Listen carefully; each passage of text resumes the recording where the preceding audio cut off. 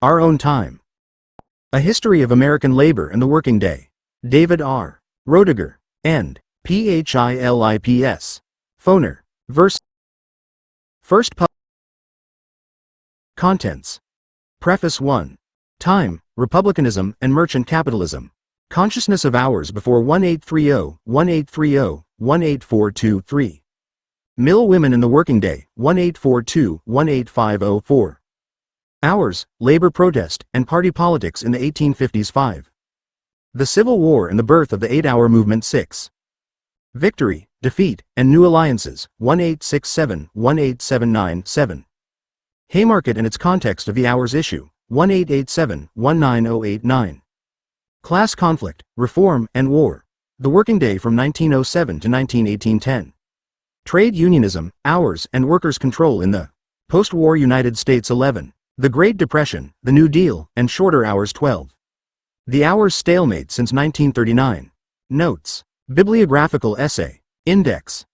Editors. Mike Davis and Michael Sprinker. The Haymarket series is a publishing initiative by Verso offering original studies of politics, history and culture focused on North Carter. Postmodernism.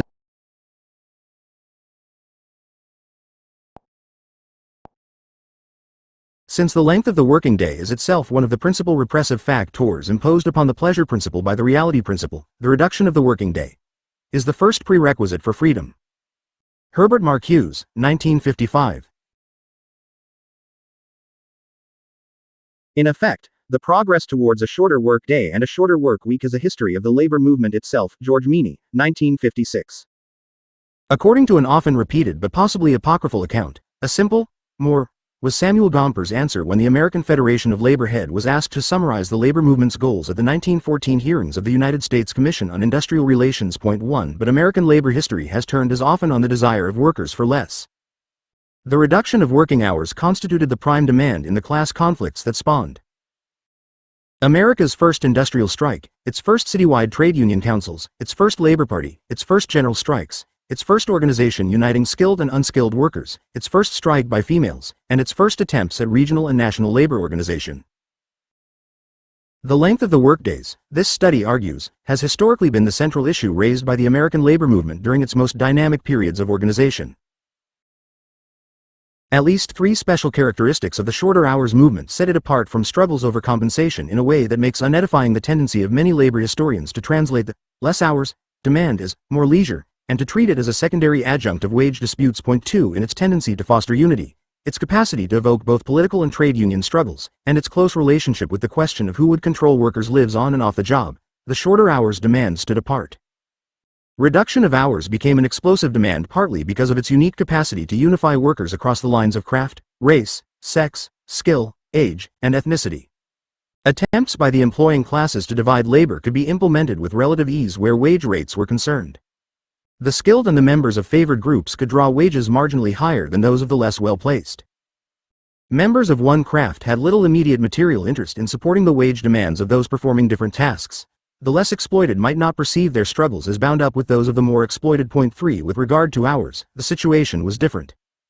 In any one workshop or factory, it was usually impractical to allow part of the workforce to leave long before the rest. The hours of labor for children and adults, journeymen and apprentices, women and men, skilled and unskilled, blacks and whites, German and Irish, for all those who met at one workplace, tended to be the same. Thus, the shorter working day was an issue that could mitigate, though not completely overcome, the deep racial and ethnic divisions that complicated class organization in the United States. Sometimes the industries of an entire city adopted like schedules.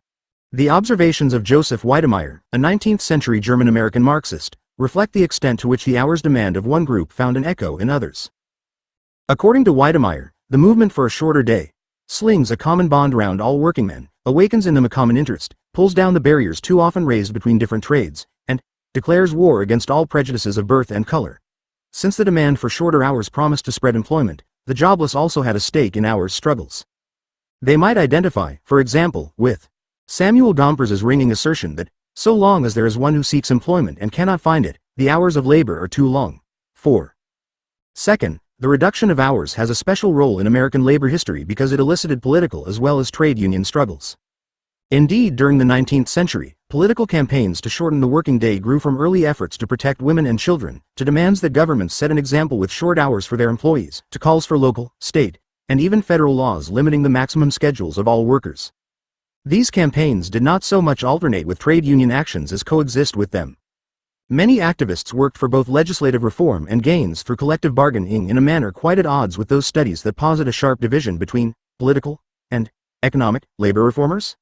Even after the AFL and Gompers opposed all but protective shorter hours laws, legislative struggles continued apace and with some trade union support. By the time of the Great Depression, the AFL itself was at the head of those calling for a legislated 30-hour working week. 6. Finally and crucially, the hours issue intimately interacted with workers' aspirations for control over the fruits of their labor and over their lives and work.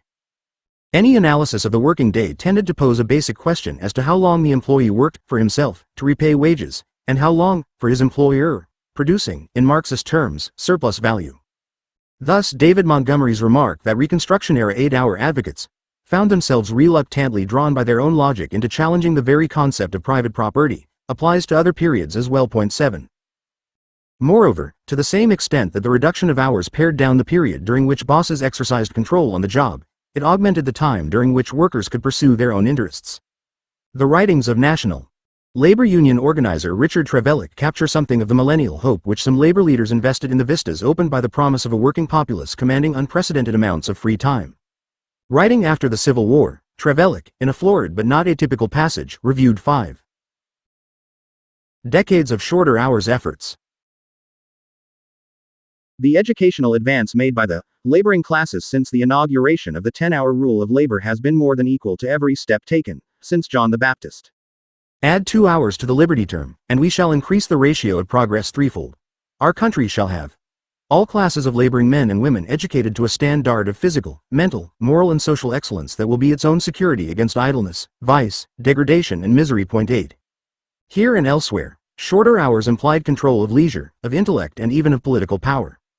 It is tempting to see such demands for control over increased leisure as concomitant with workers' acceptance of increasingly alienated labor, as a trade-off of control off the job for control on it. Indeed, in some instances, workers and their unions countenanced, and even proposed, speed-ups in return for shorter hours, and in other instances, management instituted a tightening of brakes and supervision after a liberalization of hours. Nonetheless, at least through 1920, shorter hours offensives generally coexisted with and reinforced struggles for control over work rather than undermining them. So much so that Montgomery is quite justified in terming reduced hours a control demand. Indeed, employers perceived as early as the 1830s that exercising power over when to work could go hand in hand with exercising power over how to work. Thus, the masters' appeals during the 1832 Borton 10-hour strike branded the demand as one which strikes at the very heart of industry. 10. That protests over hours energized a unified labor movement was also connected with their relationship to control struggles. As Richard Price describes in his work on the British building trades, a standardized and shorter working day gave a common control demand to craftsmen whose other control demands were quite particularistic. Hours served similarly as a common denominator for American control struggles.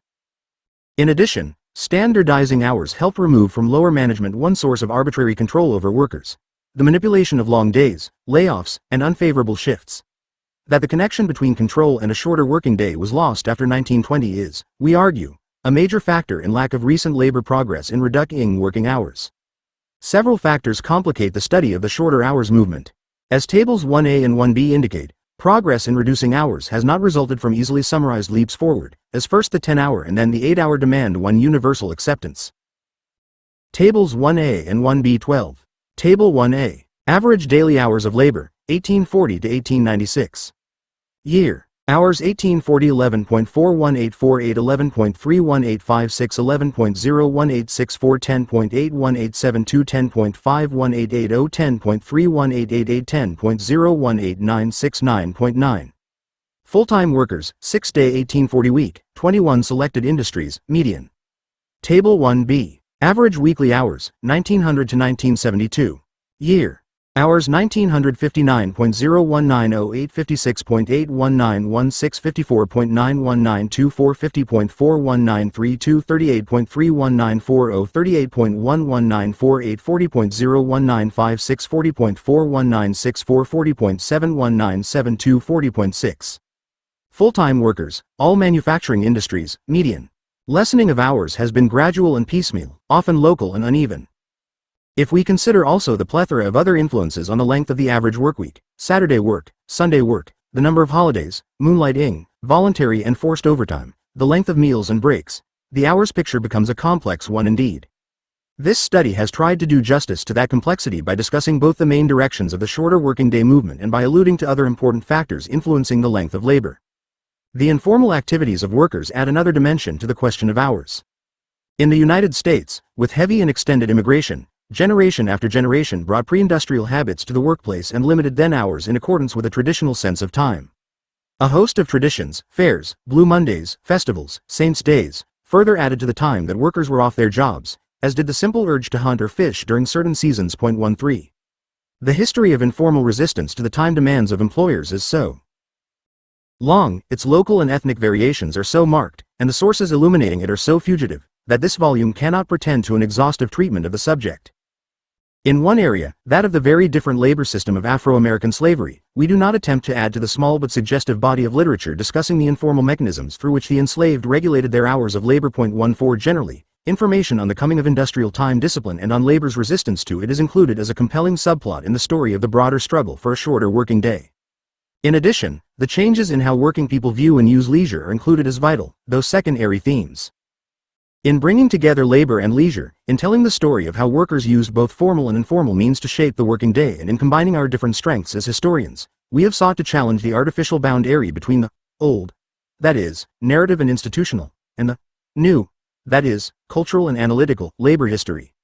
More important, we have sought to reinterpret U.S. labor history while closing the gap recently noted by Benjamin K.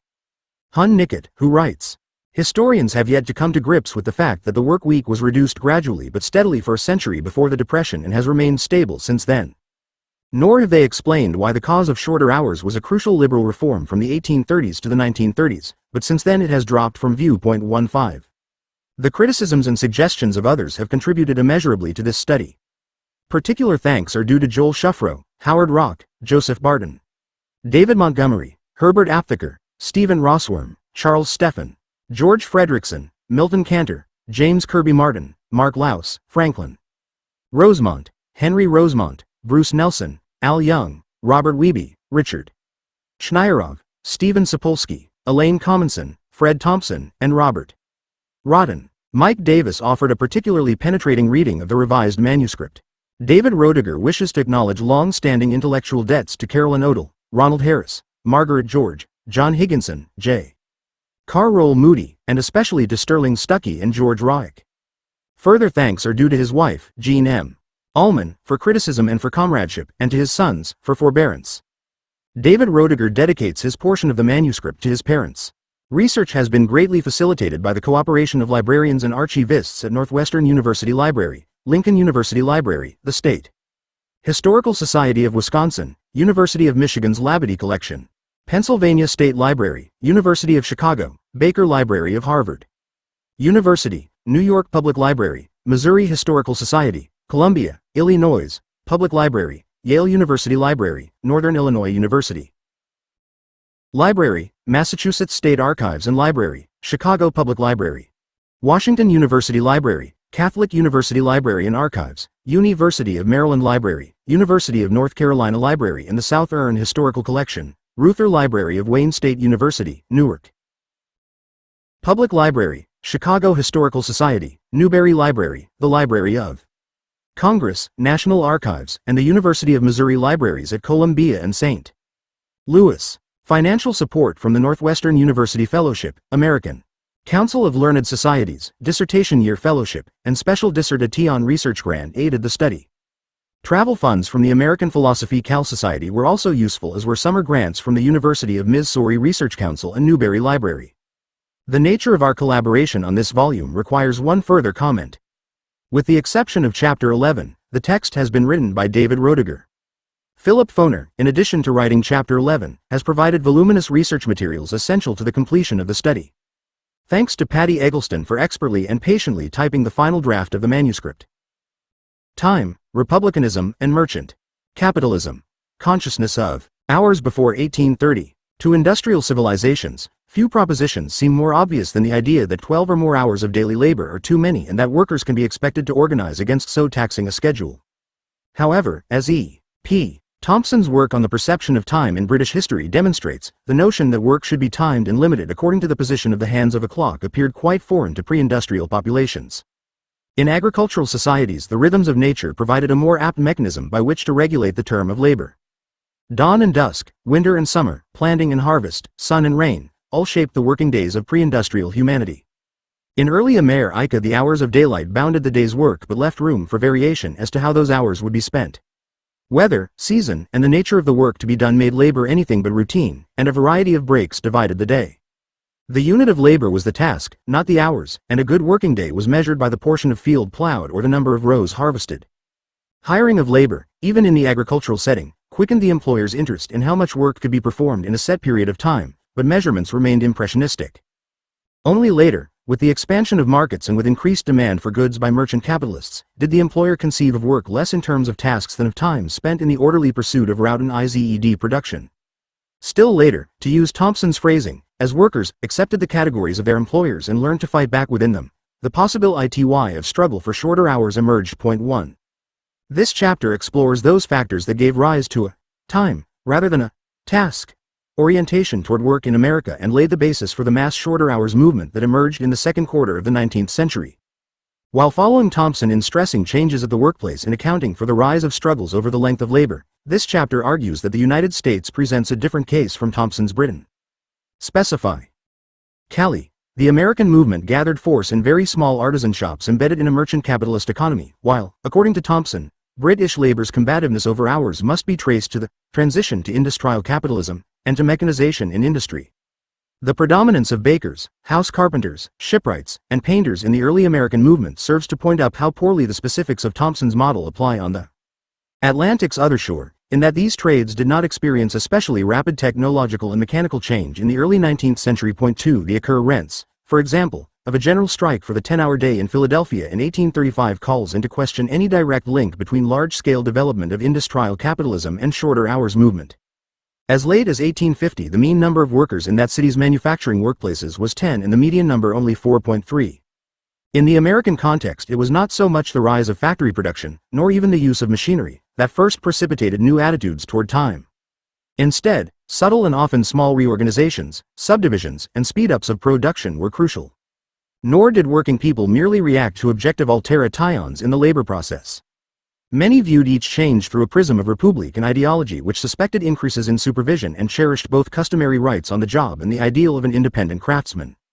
Energized by the American Revolution, some workers came to regard long hours as a roadblock to their full participation in political affairs and began to make a distinction between working time and time for civic duty, even before they differentiated between labor and leisure. Colonial America was heir to an especially long-standing British concern over the hours of labor on the part of both guilds and government. As early as 1321, the London Weavers' Guild approved ordinances to cut their hours of labor. 5 other crafts in the same city ordered that no one of the said trade shall work on Saturday afternoon has been rung out, and forbade further labor until Monday morning following, in a series of work rules passed between 1344 and 1389. These early successes, linked to the extreme labor shortages associated with the Black Death, helped provoke the Statutes of Laborers, a series of laws that set less favorable scales of pay and hours for day laborers and artisans. These laws, the first of which was passed in 1350, typically specified a 14 or 15-hour day in the warmer months with 3 hours set aside for meals and rest. The winter working day stretched from 5 a.m. until dark and allowed less mealtime.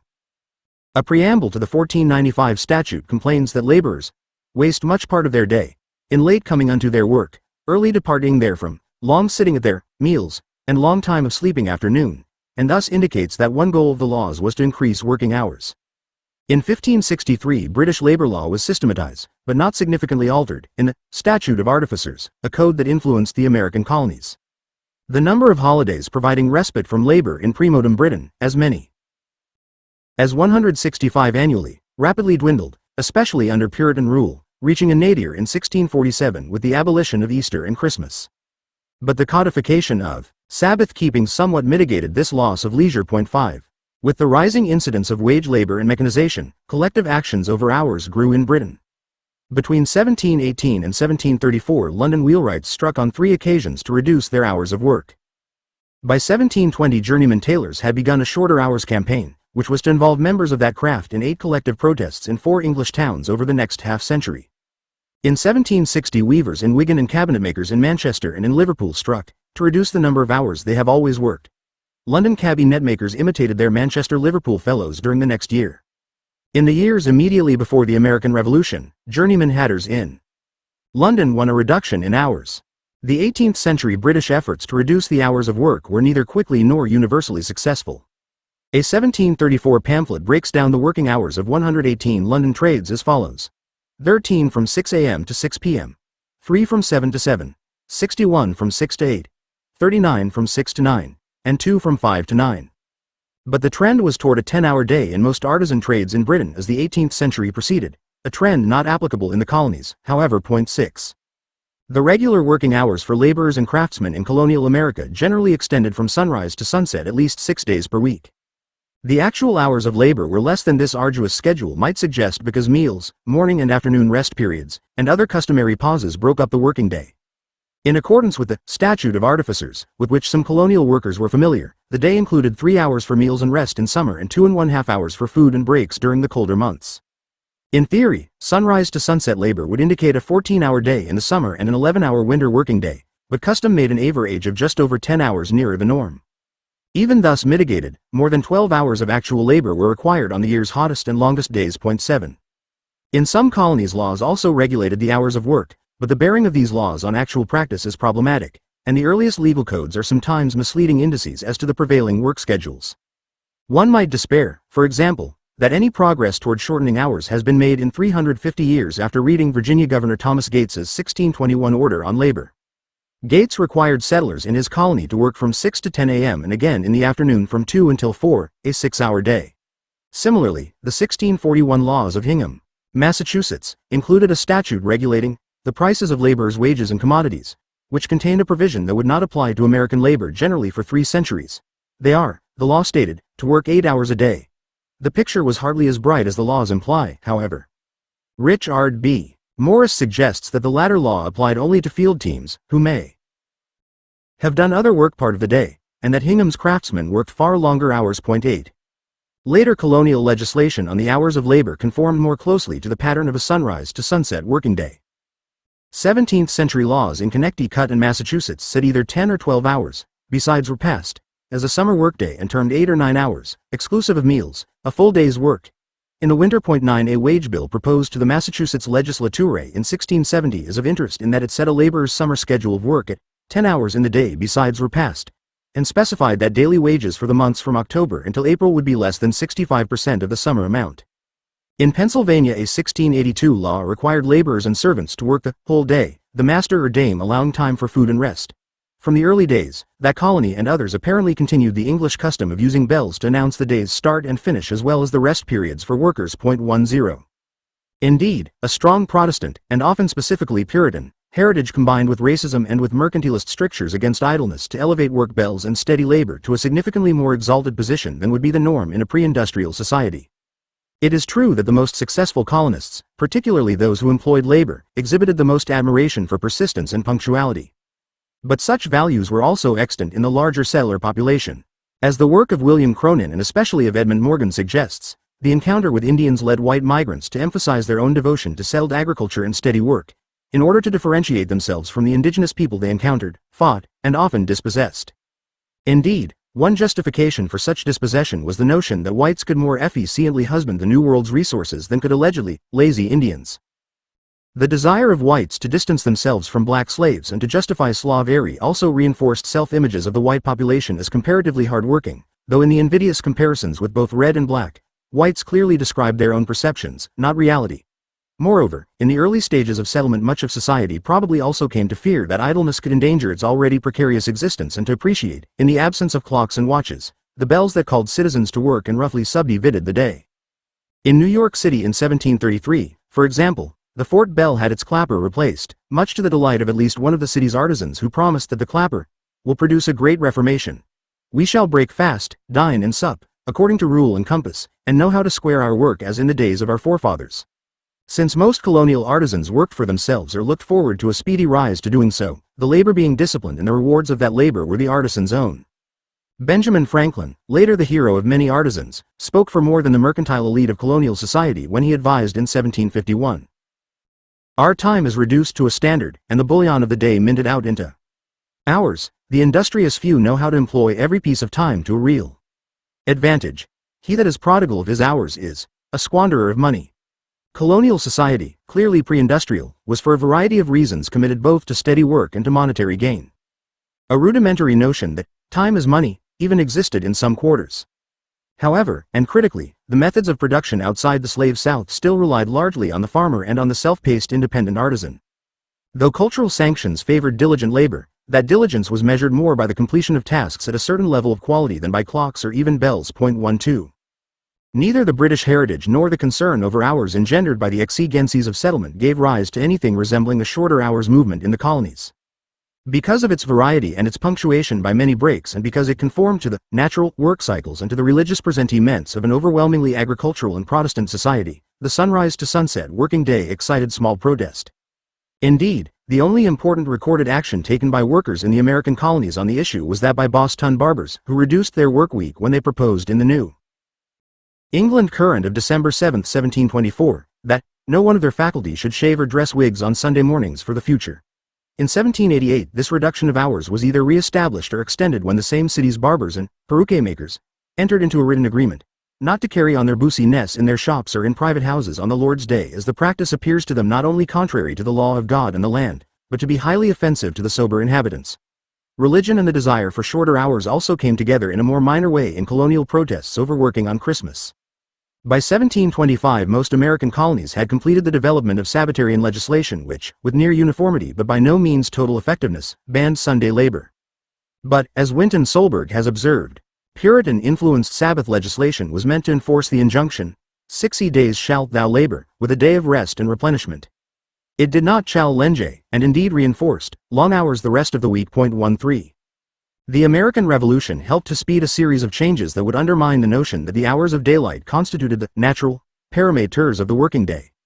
Among the revolutionary and early Republican elite, interest in the question of time came from at least two sources.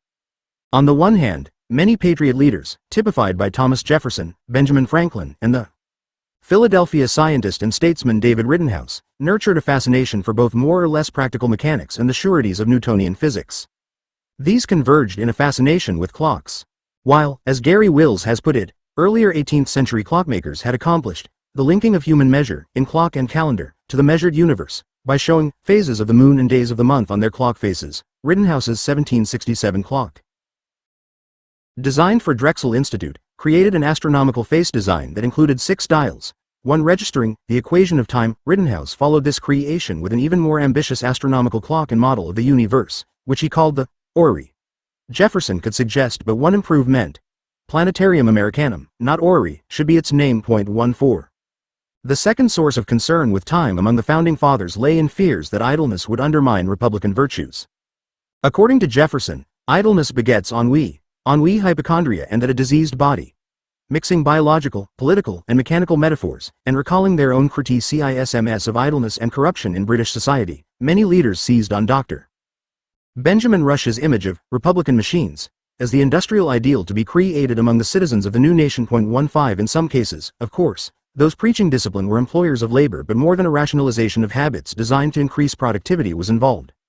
At issue was the internalization of the bourgeois value of self-denial and husbanding this value in a quest for mobility to master artisan status, as well as a sense of revolutionary duty. Franklin, for example, regimented his own time as strictly as that of his employees and appears to have opposed alcohol breaks and St. Mondays both as a journeyman printer and later as an employer. His injunction, lose no time, be always employed in something useful, cut off all unnecessary actions, was as much a personal credo as a management technique. Moreover, a concern with steady work habits did not necessarily mean advocacy of laboring every waking moment. Franklin, for example, worked an 8-hour day as a master printer and reputedly proposed a 4-hour day as a future possibility. 16. With the beginning of revolutionary combat, the gap between those hiring labor and those hired widened in some crafts, especially in response to the increase in demand for military supplies. The rising need put a premium on quantity rather than quality, with the result that in some instances the small shop, presided over by the craftsman entrepreneur and manned by a few journeymen and apprentices, began to give way to a larger unit with more factory-like methods of production. Morris identifies the revolution in its wake as a period during which the transition from custom work to wholesale order work and the concentration of workers in certain expanding industries served to bring about more distinct class stratifications. He adds that an expert workman came to compete with the multi-skilled journeyman as merchant capitalists contracted to fill orders and pitted master against master by opting to do business with those who produced most cheaply. 17. Nor was the transformation confined to the sphere of production. At least as important were the changes in outlook and growth of confidence of those artisans and laborers who came to see themselves as the backbone of the revolution and the repositories of republican virtues. Though the upper classes feared for the fate of cities in which the lowest mechanics discuss upon the most important points of government with the utmost freedom, they could hardly reverse the trend. As Eric Foner points out in his recent studies of the relationship between the artisan community and the radicalism of Tom Paine, in Philadelphia alone, hundreds, indeed thousands, of men were brought into organized political life for the first time, and the initiates included not just masters but a broad spectrum of poorer artisans, journeymen, apprentices and laborers, organized in the militia. These artisans and occasionally unskilled revolutionaries pressed their demands for political participation without property qualifications and their claims for an important part in the new Republican order. The mob, commented New York's conservative Governor Morris, begin to think and reason. 18. A reasonable corollary to the desire of working people to participate in Republican government was that they ought to have time to do so. Of what good was independence if laborers had no time to enjoy its blessings? What was the benefit of universal suffrage, for which some continued to struggle, if the worker had not the knowledge to make wise use of the ballot? In 1784, an old mechanic stressed the tension between long hours and republicanism in a manner which would remain common in protests made decades later. Writing in the Philadelphia Independent Gazetteer, he affirmed that his fellows have exactly the same right as any class of men would ever, but complained, they have barely sufficient time to acquaint themselves with the true interests of our country. At about the same time New York City building tradesmen appear to have undertaken the first sporadic disputes concerning a day's work in United States history. For some, at least, the seamless quality of time, in which work, family, and leisure activities coexisted so closely as to be hardly distinguishable, was supplemented by a separate and new category which might be called citizenship time. The banner of the clock and watchmakers, carried in the July 4, 1788, Philadelphia celebration of the U.S. Constitution, proclaimed, "Time rules all things." 19. So important a commodity would soon be fought over. If the old mechanic survived 7 years, he could have witnessed the efforts of a group of Philadelphia carpenters who tried to remedy the problem of long hours. Especially incensed by their employer's practice of paying a flat daily wage for the long summer shift and resorting to piece rates during short winter days, the carpenters mounted America's first 10-hour day strike in May 1791. Though brief and apparently unsuccessful, the strike action of the journeymen deserves attention because it anticipated the very form that the demand for the 10-hour day was to take through the 1850s. The strikers promised that a day's work amongst us shall be deemed to commence at 6 o'clock in the morning and terminate at 6 in the evening of each day, with 2 hours for meals, became the formula for the 10-hour movement of the 19th century. 20.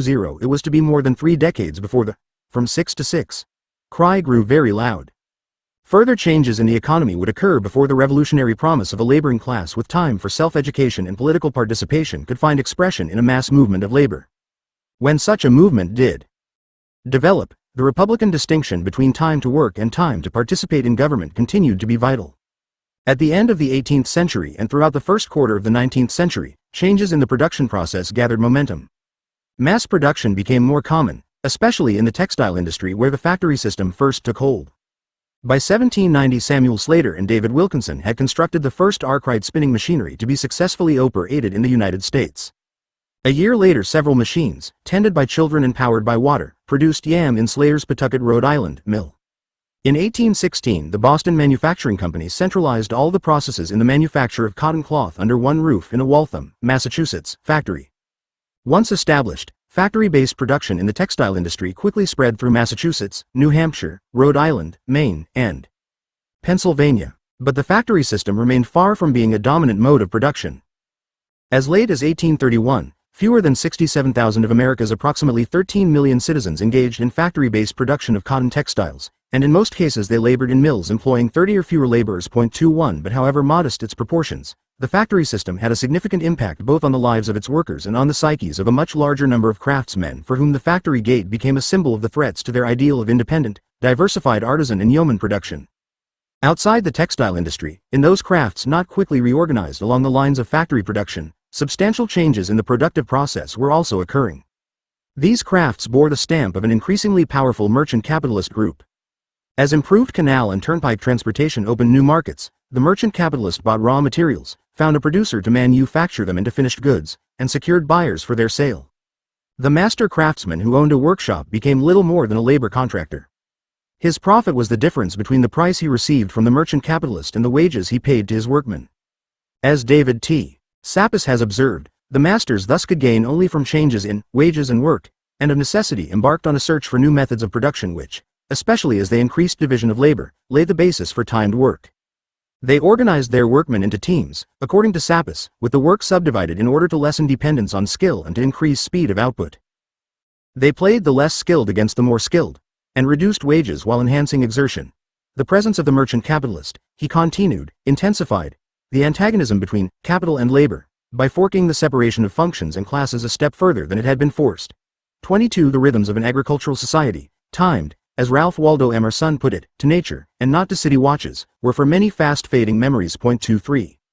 Those workshops influenced by the activities of merchant capitalists were similarly productive of a heightened consciousness of the hours of labor. Indeed, the workshops and not the factories would generate most early agitation over hours.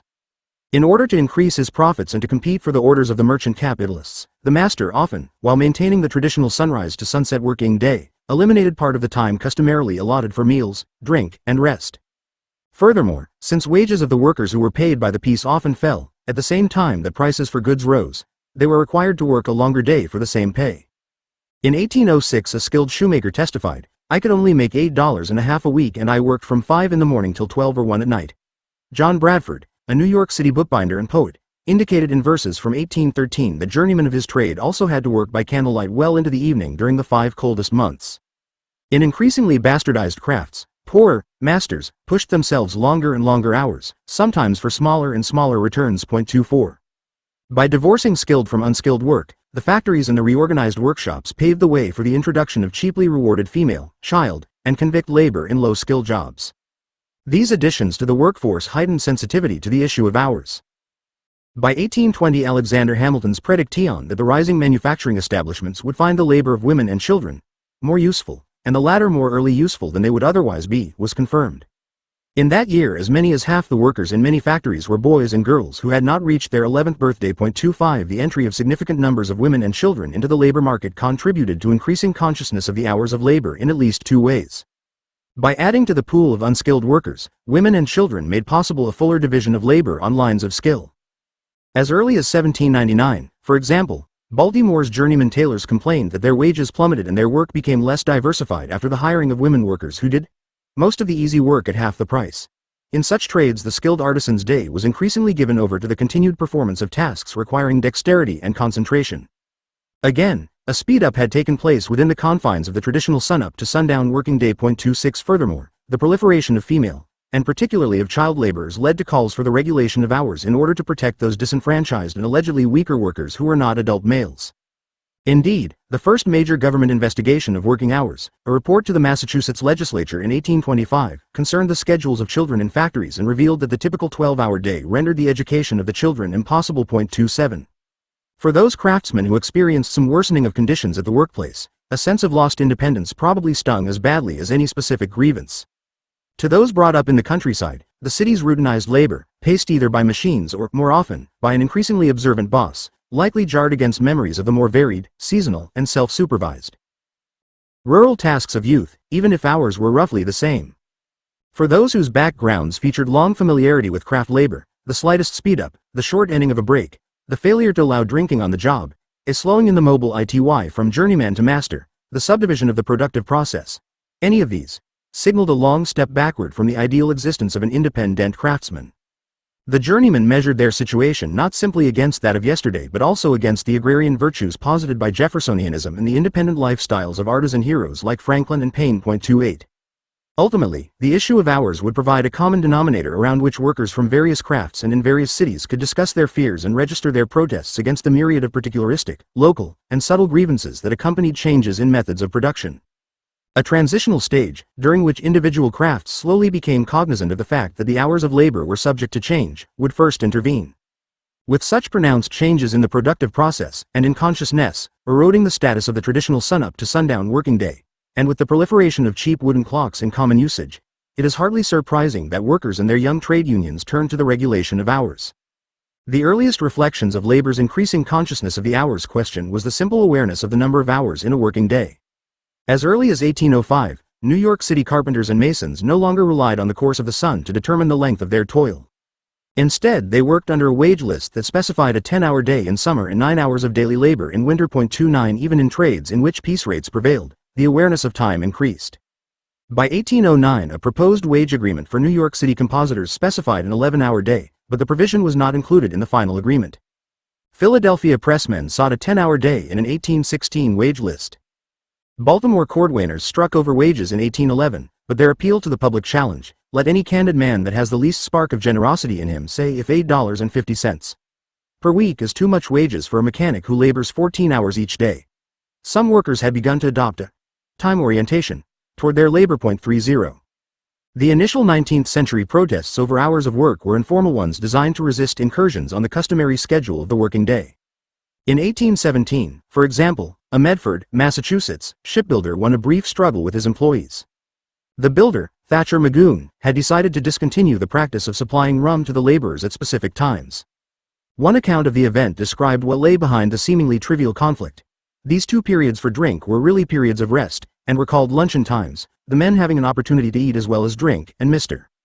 Magoon's no rum movement meant no luncheon time and was practically an increase in the working time. 6 years later, Lynn, Massachusetts, carpenters likewise rose to the defense of their dram breaks.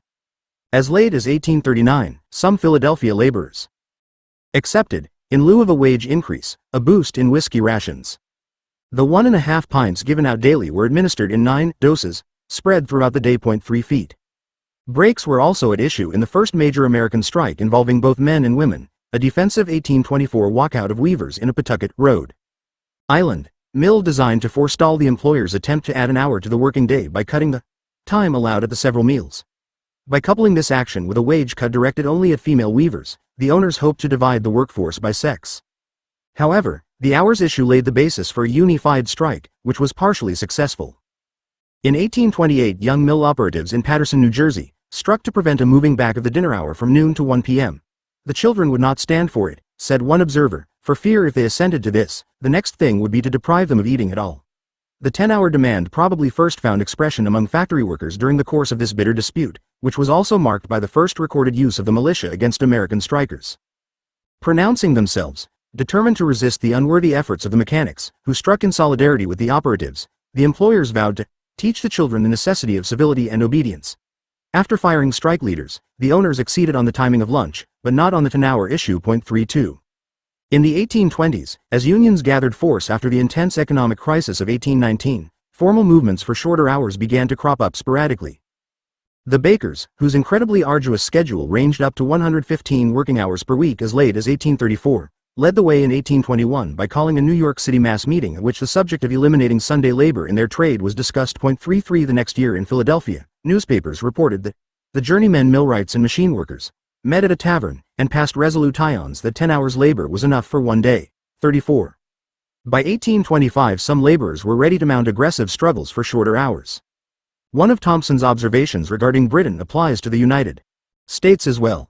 As the new time discipline is imposed, so the workers begin to fight, not against time, but about it.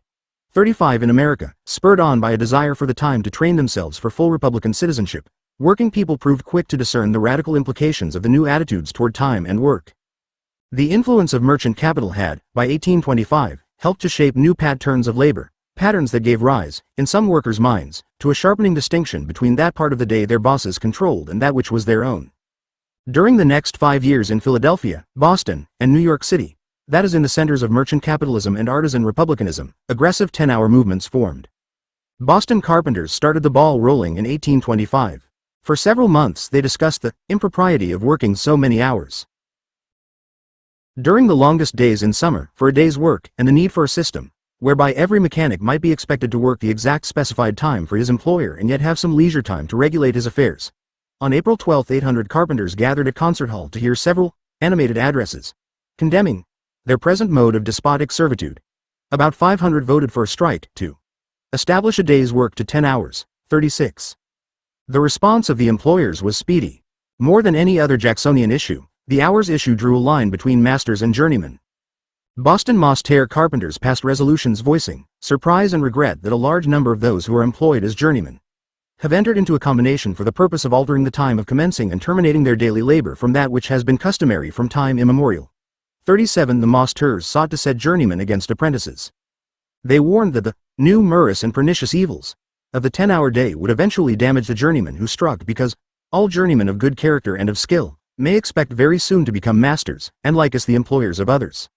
Perhaps, as Paul Johnson's work on Rochester suggests, part of the anxiety on the part of employers regarding journeymen's and apprentices' leisure stemmed from the early 19th century collapse of the household economy, in which masters and subordinates had long lived and labored side by side, and in which masters acted out of a sense of religious stewardship in supervising household members.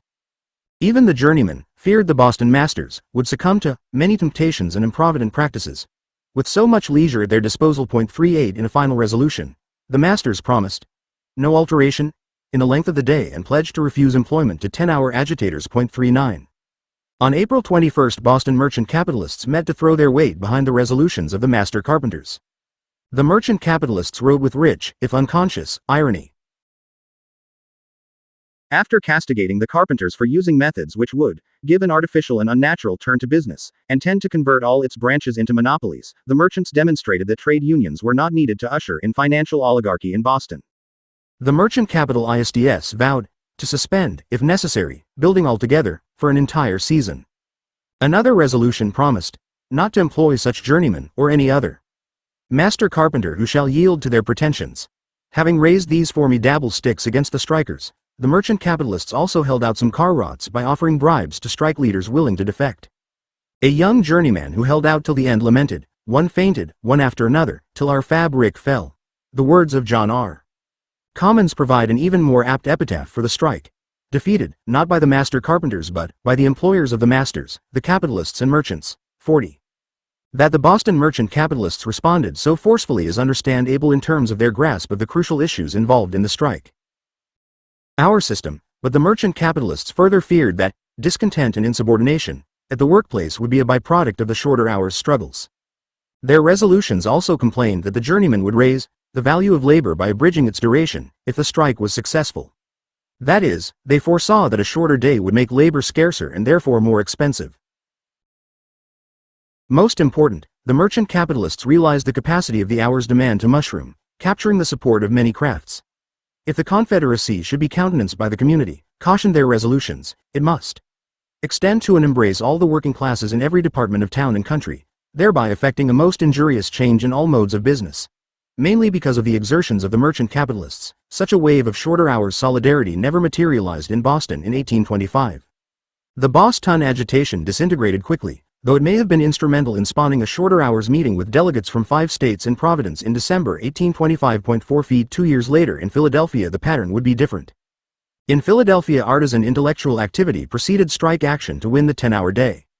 William Hayden, a young English immigrant writing under the unassuming pseudonym of an unlettered mechanic, invigorated the labor movement with a series of addresses also printed as pamphlets. 42 As a cordwainer, Hayden practiced a trade in which piece rates muted the hours question. But his addresses fed Philadelphia's shorter hours agitation by prodigating telling arguments against the traditional working day. Influenced by Ricardian socialists, Hayden held that labor created value and briefly anticipated the Marxist theory of surplus value, arguing that laborers produce a value equivalent to their wages in a part of the working day and capitalists exact a surplus by requiring further labor after that. 43 He held that those who are toiling day after day, spending their strength and wasting their health in the production of wealth, are doomed to poverty, so long as society is split into two classes, viz. the working or productive class and the non-productive class. 44. Hayden pitched his arguments broadly in suggesting that education and labor action could save an imperiled republic. As the last great heroes of the revolutionary generation passed from the scene, he recalled the august and venerate men who had written that all men are created equal, that they are endowed with certain inalienable rights, that among these are life, liberty and the pursuit of happiness. However, he added, those equal rights which were at that time asserted, and purchased with blood and treasure, are not enjoyed by a major ity of American citizens. 45. To rectify the prevailing injustices, Hayden proposed self-education as one of the best means of ameliorating our condition, and founded a workers' library where regular discussions took place. He projected a citywide labor organization of all trades and a labor party, But all of these hopes hinged upon education. 46. And education, of course, was in turn predicated upon the acquisition of enough leisure to pursue knowledge. As the historian Leonard Bernstein observes, the 10-hour plank came to be perceived as the precondition necessary to win further gains. Workers waged the fight for sufficient leisure to attain the knowledge necessary to put universal suffrage to use. 47. Alongside these sweeping arguments stood appeals to the immediate interests of those artisans experiencing deteriorating conditions of work and irregularity of employment due to the introduction of new methods of production and new technology. Haydn accepted advances in production, lauding the power in nature calculated to confer unlimited blessings on the human race, calculated to increase the enjoyments, while it lessens the labors of man, to confer an abundance of leisure to follow after intellectual pursuit, the power of invention. He saw the problem not in machinery but in the influence of commercial competition, which caused inventions to increase the misery of labor. If it were properly used, Haydn predicted that technology could lead to not just one but a series of reductions in the hours of labor. Hours could decrease from 12 to 10 to 8 to 6 and further, until the development and progress of science have reduced human labor to its lowest terms. 48. The ideas of Haydn, first expressed to a large audience in April 1827, doubtless influenced Philadelphia's journeyman carpenters, who struck for a 10-hour day in the summer of that year. No longer content to suffer under a grieve-ooze and slave-like system of labor, injurious alike to the community and the workman, the carpenters resolved that 10 hours industriously employed are sufficient for a day's labor. They contended, in the high revolutionary style of Haydn, that all men have a just right, derived from their Creator, to have sufficient time in each day for the cultivation of the mind and for self-improvement. In addition, the journeyman deplored the effect of long hours on health. 49. As in Boston, a group of master carpenters convened to denounce the Journeymen's Society for tending to subvert the good order. The masters agreed to refuse work to 10-hour men and insisted that the whole time of the workman had to be used in order to maintain wages. Their resolutions also featured an appeal for the cooperation of the merchant capitalists. 50. The journeymen decided to strike in an attempt to force the masters to bargain with their representatives, but there is no evidence that a delegation from the masters ever negotiated with the journeymen's 12-man strike committee. Although 600 carpenters struck for at least 10 days, the sunrise to sunset workday survived. That the masters advertised extensively for out-of-town strikebreakers may have been instrumental in bringing journeymen back to work, although at least some of the strikers probably remained out long enough for individual masters to accede to the 10-hour demand. 51. Though at best a partial success, the 1827 strike was important. While on strike, the journeymen connected long hours with wintertime unemployment. They argued that the masters maligned the 10-hour day because it would make a journeyman of nearly as much value in the winter as in the summer. Under the 10-hour system, work would have averaged 9½ hours in winter and only a half hour more in summer. The employer would no longer be in a position to benefit greatly from employing a man during the summer and discharging him in the winter. 52. More significantly, the 1827 strike produced some first glimmers of labor unity across craft lines. The house painters and glazers met during the strike, probably to support the carpenters and to seat the 10-hour day in their own trades. Journeyman bricklayers resolved that 10 hours be considered as a day's work, and pledged support to a newspaper, the Journeyman Mechanics Advocate, whose title promised even broader cross-craft cooperation. 53. A few months after the strike's beginning, this impulse toward solidarity found expression in the formation of the first American city's central labor organization, the Mechanics' Union of Trade Associations. Journeymen from as many as 15 crafts, including the carpenters, painters, typographers, cordwainers, and glazers, joined forces in the Union. 54.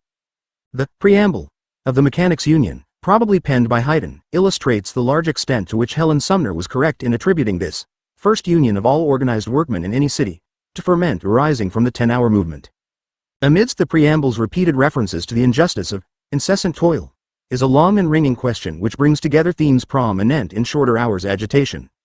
Is it equitable that we should waste the energies of our minds and bodies, and be placed in a situation of such unceasing exertion and servility as must necessarily render the benefits of our liberal institutions to us inaccessible and useless, in order that the products of our labor may be accumulated by a few, to overawe the meager multitude and fright away that shadow of freedom which still lingers among us? The Constitution which follows the preamble stresses the development of a large and unified strike fund to support approved standouts for either wages or hours. 55. In 1828 both the political resolve and the treasury of the young Mechanics' Union were tested by shorter hours struggles. That spring the Mechanics' Free Press promised that thousands yet unborn will reap the advantages should the laborer succeed in winning a shorter day. The same article issued a pioneer call for political action by labor for shorter hours, recommending that the city council be petitioned to enact a law, making 10 hours to constitute the standard day's work. By May, the mechanics union had proposed to its constituent societies that labor should nominate candidates for the city council and the state legislature. After enthusiastic responses from the carpenters, the cordwainers, the hatters, and other trades, the mechanics union initiated the Working Men's Party, which fielded a slate of candidates in the fall elections. As William Sully Vann observes concerning the origins of this first American Labor Party, the demand for the 10-hour day was the immediate issue which sent the working men into politics. 56. As they considered the political fight for shorter hours, Philadelphia's building tradesmen launched trade union actions designed to win the 10-hour day. Following their 1827 strike, the carpenters worked the shorter winter days and saved for the summertime to come. An early 1828 circular address to the Masters brimmed with confidence. A great number of us will have the hours without a word. Sustained also by the strike fund of the mechanics union, the journeymen faced down threats to import scabs or hire large numbers of boy apprentices. Remembering the good old motto, united we stand, divided we fall, the carpenters and the bricklayers who joined them won nearly complete victory by June. 57. The resourcefulness and dynamism displayed by Philadelphia's skilled workers in 1827 and 1828 is, as one scholar suggests, signal a sharp turning point in the history of labor in the United States. Nonetheless, on both the economic and political fronts, the advances made by the mechanics were tenuous. The carpenters, for example, appear to have been forced to return to sun-up to sundown labor within a few seasons. Meanwhile, other trades de-emphasized labor organization in favor of political action. The mechanics union quickly lost 11 of its 15 member societies and, in November of 1829, disbanded. 58 until the general strike of 1835, trade union action for shorter hours remained less than effectual in Philadelphia. The Working Men's Party, though it began auspiciously, also proved unable to deliver shorter hours.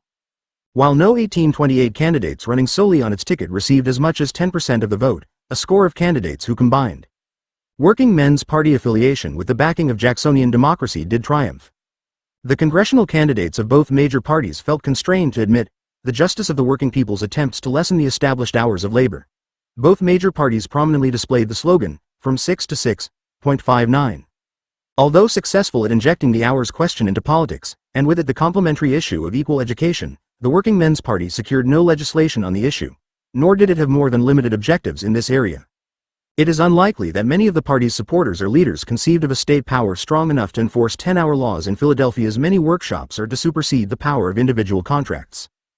In demanding that politicians endorse the principle of the shorter day, the laborers probably sought only a guideline that would provide a standard for city employees and would stand as an example buttressing the tradesmen's position in contractual negotiations with their employers. 60. Such a strategy was workable only if trade unions remained strong.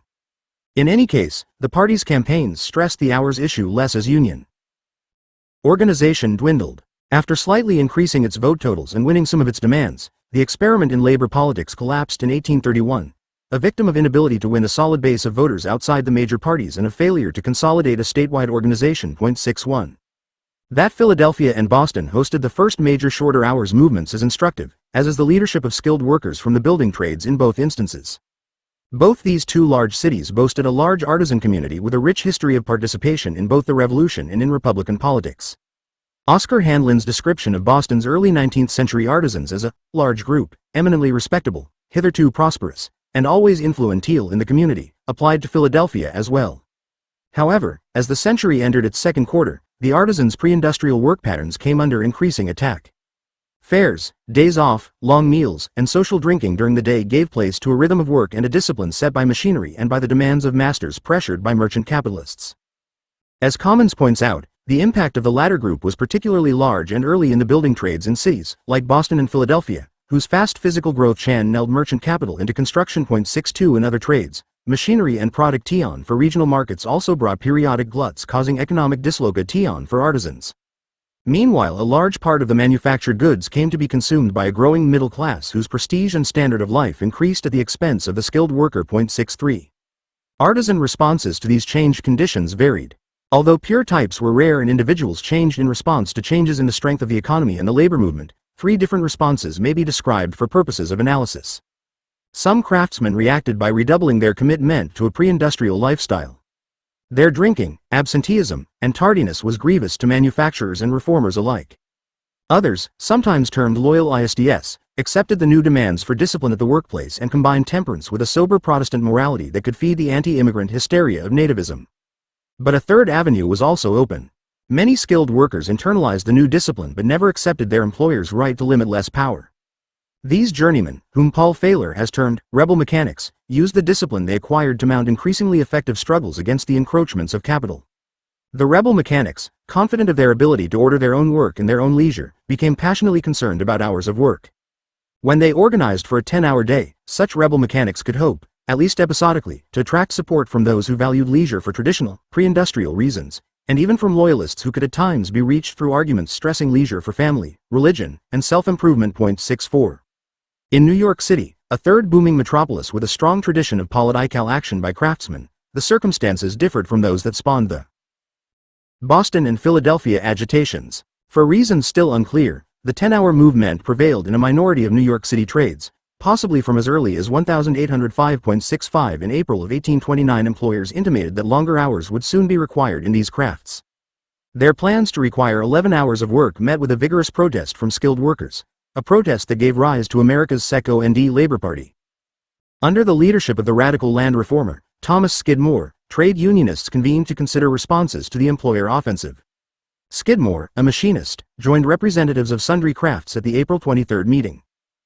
Once again, building tradesmen were most active in the hours agitation. 66. The unionists, who cited the threat of massive unemployment posed by an increase in hours, held that 10 hours is as much as an employer ought to receive from any artisan, mechanic, or laborer. Their resolutions also hinted that the displeasure of a just community could lead to the confiscation of property from those who tried to exact excessive toil. 67. A second meeting, on April 28, occasioned much excitement. It filled the meeting hall and a pair of nearby streets with 5,000 to 6,000 people. Again a 10-hour resolution was passed, this time supplemented with a promise to publish, in the public papers, the names of employers and employees who broke the 10-hour rule. The craftsmen also inaugurated a strike fund and appointed a committee of 50 to coordinate strategy. These vigorous responses caused the employers to refrain from further mention of increased hours, but the Committee of 50 continued to meet regularly and, prior to the fall elections, called a mass meeting to discuss labor's role in the voting. Out of this mobilization came the New York Working Men's Party. That this party contained its share of maneuver from the pro-Jackson faction of New York's Republican, Democratic Party and that it quickly splintered into three squabbling parts does not vitiate. Walter Huggins's reminder that New York's first venture in labor politics owed its initial impetus to a protest against unemployment and a defense of the 10-hour day. 68. There and elsewhere, in defending and extending the 10-hour SYSTEM, a labor movement had begun to take shape. 2. Shorter hours and the transformation of American labor, 1830 to 1842. One American historian has posed the central question of the history of labor during the age of Jackson with special force. What new circumstances made craftsmen in every major city expand their concern beyond the limits of their own trades, create trades unions as new institutions to fuse the efforts of the several crafts, and undertake unprecedented united action with unskilled laborers, giving rise to something worthy of the name labor movement? 1. The following chapter argues that increasing attention to the hours issue was the key element in the transformation of labor's consciousness and organization during this period. The 10-hour demand divided journeymen from masters and proved particularly contagious, spreading from craft to craft, from city to city, from skilled to unskilled. Moreover, labor developed a powerful and broad series of arguments for the reduction of hours. The hours issue came to symbolize health, education, steady employment, and political participation. As a young nation contemplated the deaths of the last of its revolutionary heroes and confronted increasing domestic disorders, organized tradesmen came to see the short ending of the workday as a step toward reviving the republic and to seek the 10-hour day using both trade union and political means. 2. The importance of the hours question in these formative years of modern trade unionism can hardly be overstated. As Helen L. Sumner points out, the most frequent cause of complaint among working people during the age of Jackson was the lack of leisure. The list of major American strikes between 1833 and 1837, as prepared by E. B. Middleman, enumerates 172 turnouts, of which 31 revolved around the issue of hours. Of the 131 strikes concerning wages, 27 were purely defensive reactions to wage cuts. At least 8 more were responses by trades, such as cordwaining and cigar making, which operated on piece rates but whose workers wanted raises commensurate with those of other trades that had won the 10-hour day. Hours, using these figures, figured in well over 25% of the labor offensives during those years. Local and state studies present more striking evidence. Anita Gorako's work on Baltimore labor during the Jackson era points to tremendous agitation on the hours issue, holding that strikes in Baltimore more often involved time than money. For Boston, Edward Pessin concludes that the long working day was undoubtedly the issue which aroused the most immediate and direct concern of all workers. William Sullivan's study of Philadelphia finds the hours issue similarly dominant there. The same author's broader monograph on Pennsylvania labor lists the cause of 58 separate strikes between 1827 and 1835. Of these, 25 demanded shorter hours while 21 centered on wages. 4 The strike statistics still understate the relationship between hours and the maturation of trade unionism. The demand for a shorter day, by giving common cause to workers from various cities and various crafts, gave rise to innovative and broad forms of labor organization, including city central, regional, and national unions. Employers helped to ensure that the hours issue would sharply emerge by attempting to extract labor beyond that given in the traditional working day. In 1831 in Taunton, Massachusetts, 60 machinists were forced to strike in order to continue to leave work at sundown. Employers wanted to continue operations until 7:30 p.m. during the winter. A more common complaint was that bosses shaved time by manipulating clocks. Employers, whose bells or clocks often set the time for the whole town, apparently abused their monopoly regularly. One report on a Rhode Island factory complained that there were about 20 or 25 minutes added to the 13.5-hour day, because what the workers called factory time lagged behind the true solar time. 6 master craftsmen could be as devious. In the shipyards, another favorite spot for the investment of merchant capital, one shipwright observed that sun up was construed as the first glance the bosses could catch at a sunbeam gilding the tallest spire in sight. Since no steeples were near the yard where this artisan labored, the bosses used to catch their maiden sunbeam from the vane of the 170-foot Liberty pole. The tradesmen's Republican sensibilities were thus doubly offended. The response of the laborers to the employer's abuse of his control over the time of day was sometimes direct. In Pawtucket, operatives and artisans joined in what Gary Kulik has called a community alliance against the mill owners by raising $500 to build a town clock in 1828. No longer, they promised, would the clock be figured to suit the owner. By 1832 the city apparently operated on solar time again. In New York's shipyards, carpenters and caulkers erected a mechanic's bell, which served the same purpose as Pawtucket's clock. The first bell, built in 1831, ensured that the gains journeymen made in a series of 1830s strikes over hours and the length of meals would be observed. The bell became a symbol of the shorter hours struggle and was recast in 1844 as the 10-hour bell. By 1887 it rang out the hours of a 9-hour day. That same year, the labor activist George McNeil wrote, as the Liberty Bell rang out the proclamation of liberty from monarchical control, so the mechanics' bell proclaimed the liberty of leisure for the sons of toil. 9. Like the public timepiece, the public school became a bone of contention in the struggle over hours. Although recent scholarship has illuminated the role of bourgeois ideology in seeking to reorder society and discipline labor through educational reform, the passion for learning among members of the early labor movement must not be minimized. 10 Equal education was, as Middleman puts it, the first and foremost political demand of most early labor organizations. New York's pro-Jackson Daily Sentinel was only one of several papers that appealed to a working-class readership by heading the list of working men's mea shures on its masthead with equal universal education. Workers, especially skilled tradesmen, started their own mechanics libraries and institutes while simultaneously campaigning for public facilities that would educate all children. 12. On the one hand, labor's enthusiasm for public schools reflected a concern over a serious crisis in American education, which left as many as 1,250,000 children illiterate. An aspect of this crisis was the tendency for masters, straining after increased production, to neglect the schooling of youths, often journeymen's children, apprenticed to them. Children in factories fared still worse. 13 On the other hand, the commitment of craftsmen to Republican education drew upon a strong strain of Gnosticism inside the labor movement. Utopian socialists, Workingmen's Institute leaders, and union militants alike proclaimed the potential of an enlightened working class as the refrain, "Knowledge is power," echoed through the movement. 14. The issue of education intertwined with that of hours. As the Philadelphia events had demonstrated, agitation for an educated populace presupposed free time for self-cultivation. Subsequent reformers followed Haydn in linking learning with leisure. They punctuated their appeals for equal education of children with repeated references to the unreasonable hours, which consigned adult laborers to the ranks of the ignorant, dependent, depraved and degraded. 15 The 1830 Independence Day toast of one Jacksonian Democrat captured the high hopes of the craftsmen. May the day soon come when in the point of literary acquirements, the poorest peasant shall stand on a level with his more wealthy neighbors. 16. In Philadelphia, where one unlettered mechanic had shaken the city, the National Gazette responded to the prospect of training a whole class of educated tradesmen with fear and trepidation. Its editors merged the issues of universal equal education and shorter hours, denying the possibility of either.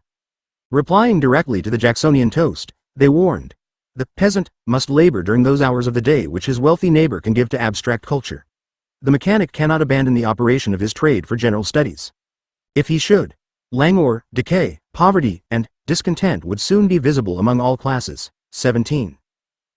The prevalence of child labor further connected the issues of hours and education. If confined for long hours in factories or workshops, children could not avail themselves of whatever educational opportunities did exist. In Providence, the Association of Working Men coupled 10-hour agitation with measures designed to provide for the education of young workers. In 1830, many operatives in Philadelphia made the same point in a letter to the Mechanics' Free Press. Citing the long hours in cotton factories, the operatives doubted that one child laborer in 6 had found sufficient time to learn to read or write his or her name. 18. Several subsequent reports on child labor by committees of trade unionists uniformly deplored the grueling work schedules in the factories and the effects of long hours on education.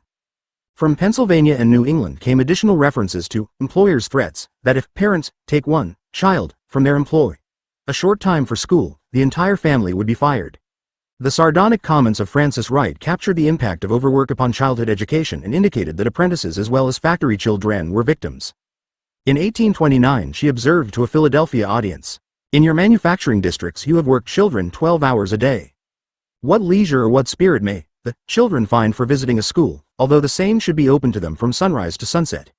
Or what leisure have usually the children of your most thriving mechanics, after their strength is sufficiently developed to spin, sew, weave, or wield a tool?" Wright wittily concluded, "To build schoolhouses nowadays is something like building churches. When you have them, you need some measure to ensure their being occupied." 20.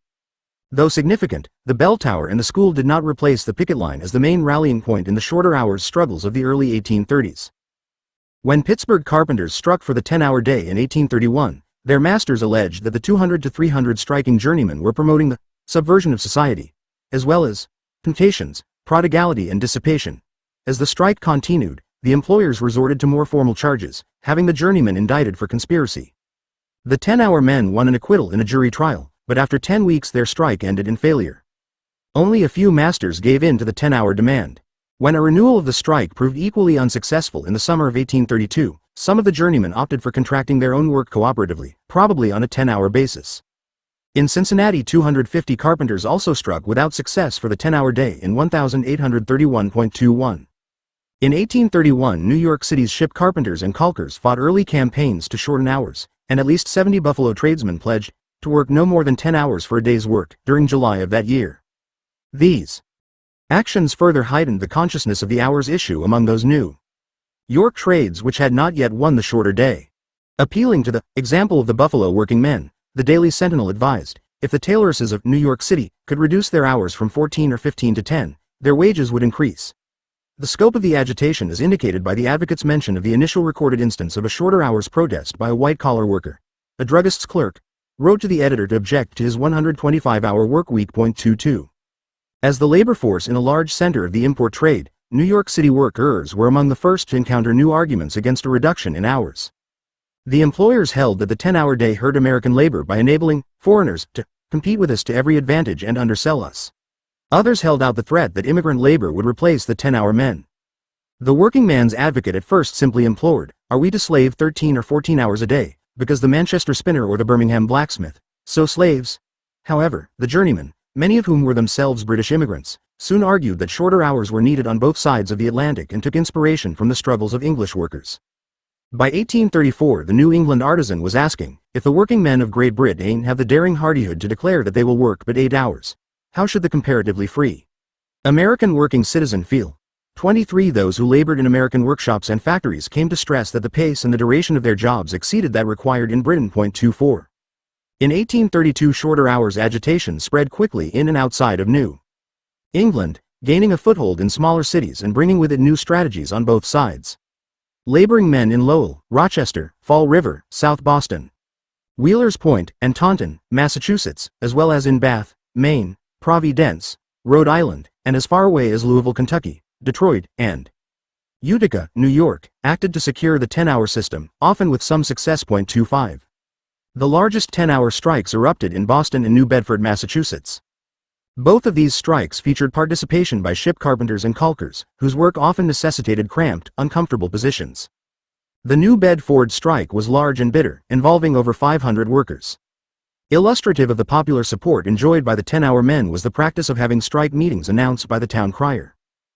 Comparing themselves to the illustrious sages of 76, struggling to throw off oppression, the operatives signed a constitution, limiting labor to 10 hours. The employers displayed equally high passion, with one declaring, "Before I will employ a 10-hour man, my ships shall rot at the wharves. My half-finished buildings shall totally decay." The resulting standoff brought the 10-hour day to some New Bedford tradesmen, while others resumed their labors on the old system, after a 6-week strike. If New Bedford and the earlier Pawtucket example are typical, in smaller towns and cities the community threw its weight behind the strikers more than in larger urban areas. That those who possessed capital in the smaller cities were often outsiders, and that journeymen there may have been especially active in civic affairs, may help to explain this support. 26. Boston journeymen hoped to show sufficient moderation in order to win their masters away from the merchant capitalists and to the 10-hour system. Having approved a 10-hour strike in late March 1832, the House Carpenters called a general meeting of masters and journeymen, for the purpose of adopting a uniform system, to govern the hours of labor, and if possible to unite the interests of the employer and the employed. The carpenters were joined in their strike by Boston's shipwrights, caulkers, masons, painters, slaters, and sailmakers, as well as by tradesmen in Charlestown and South Boston, and by those working on the Boston and Roxbury Mill Dam. But in no trade did significant numbers of masters stand with their journeymen. 27. On May 15, leading Boston merchant capital ISDS met to denounce the folly and caprice of a few journeyman mechanics, who are now idle 2 or 3 of the most valuable hours of the day.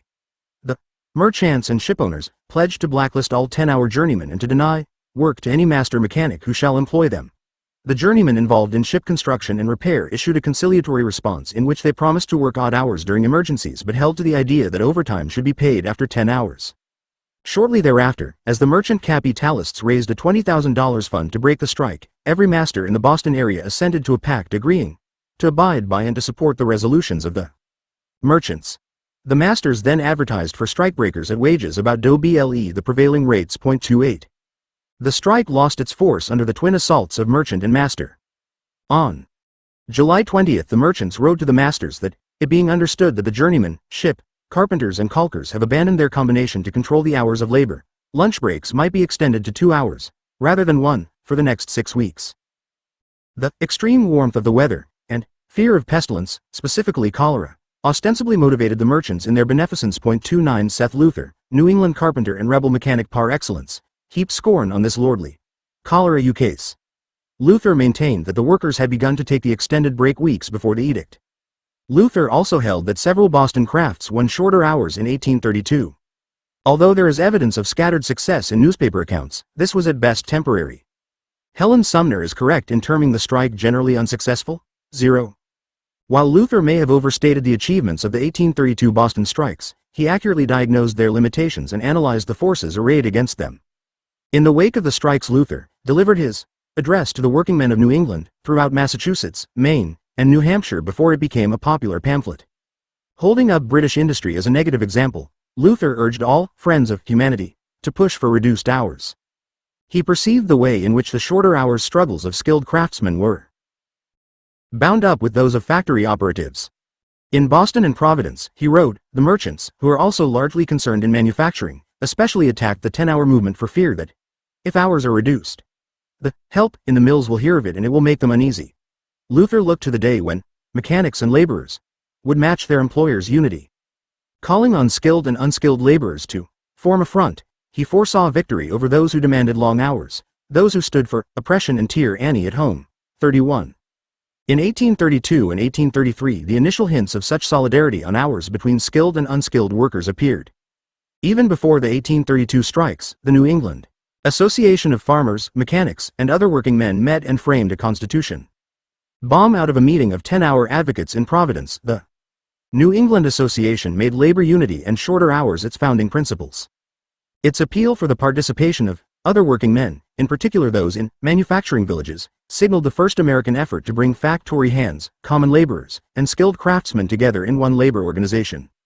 This made an attempt at organization along the lines of industrial unionism centered on the 10-hour day. Its constitution required all members, except practical farmers, to labor no more than 10 hours for one day, unless paid overtime. March 20, 1832, was set as the date for the inauguration of the System. 32. Not surprisingly, employers disdained the association's plans for a voluntary transition to the 10-hour system.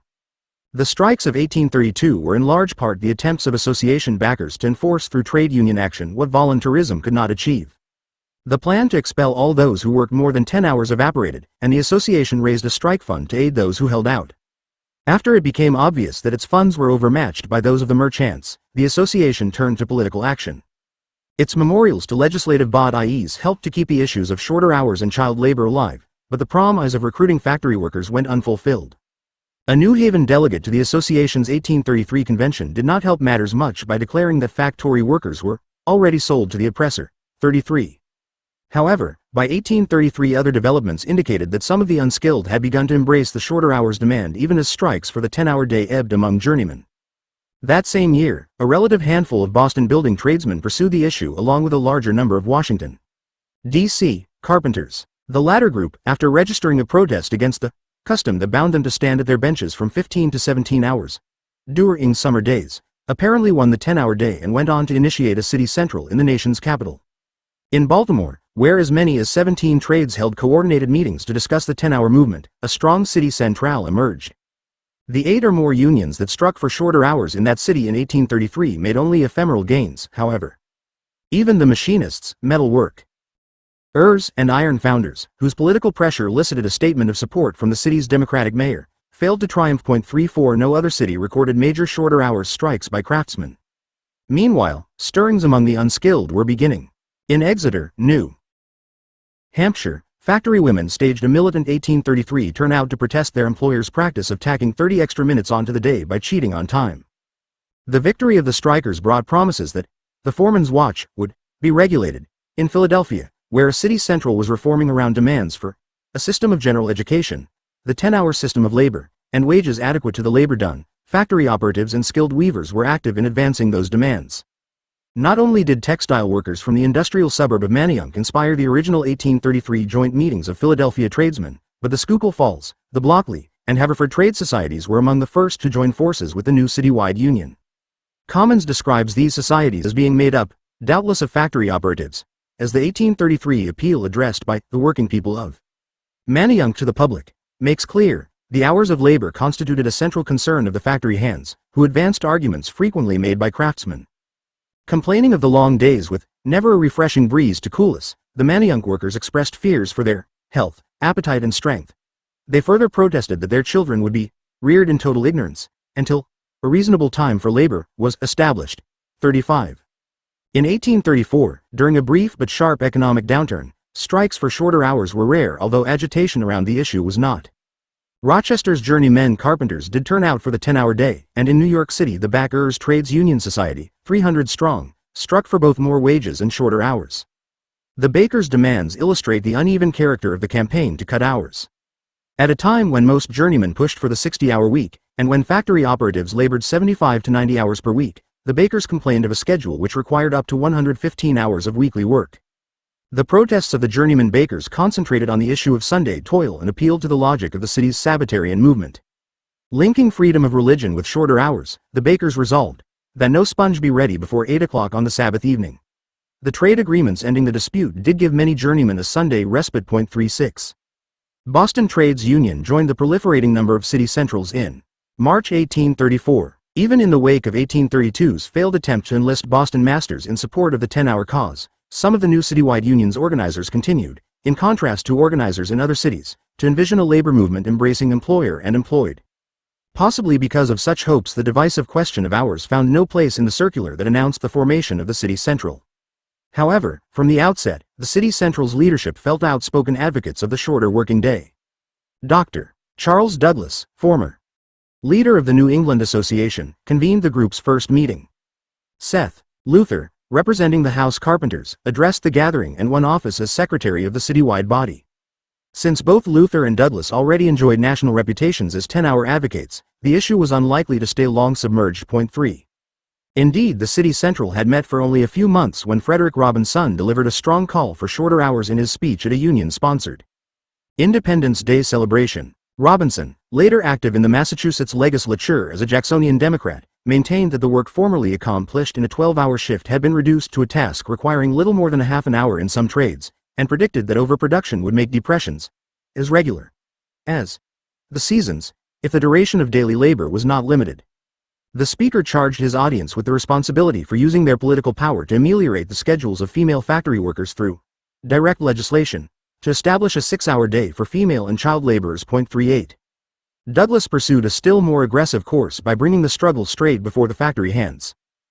His 1834 remarks to a large number of females from the Lowell mills stressed the necessity of the working class doing all in their power to improve their present condition. The first and most important step in this path, Douglas insisted, was the winning of immediate measures to diminish the hours of labor so as to afford ample time for mental improvement and for healthful exercise. He argued that 8 hours a day was time enough for anyone to work. A final Douglas thrust resonated with the religious revivalism then overspreading Massachusetts, reviling those employers who demanded more than 8 hours of daily labor as having chosen to disregard the requirements of the deity by destroying the health of their workers. Point 39. Indeed, Douglas's religious defense of shorter hours, and those arguments bore road by the New York City bakers from the Sabbatarians, are illustrative of the manner in which ideas normally thought to be bulwarks of the status quo came to be reshaped by 10-hour advocates.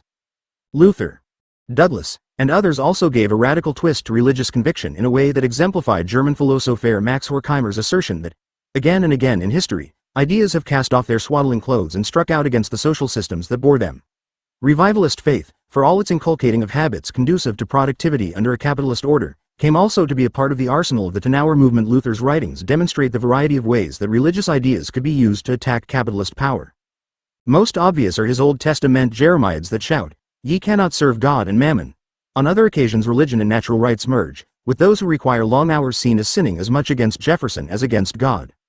Most subtle, as Lewis Hartz has observed, is the curious boomerang effect, by which the merchant capitalists, who trumpeted the spiritual value of capitalist virtues, like temperance, prudence and gain, came to be blamed for undermining those very virtues through long working hours. Thus, according to Luther, the employer shouldered the blame for such ills as drunkenness, dissipation, and prostitution. 40. In late August 1834, when 6 of the nation's city centrals sent representatives to form America's first national labor organization, Douglas pressured the convention of the National Trades Union, NTU, to take a firm stand on the reduction of hours. Early in their proceedings, the NTU delegates voted to prepare a statement on the best means to ensure the reduction of hours of labor. That statement largely sidestepped the issue by reporting that the number of hours to constitute a day's labor merited no recommendation from this convention. The committee drafting the statement doubted that it was possible to fix a general rule for all portions of the country, and advised that the separate trades can regulate this business with less risk of discontent. 41.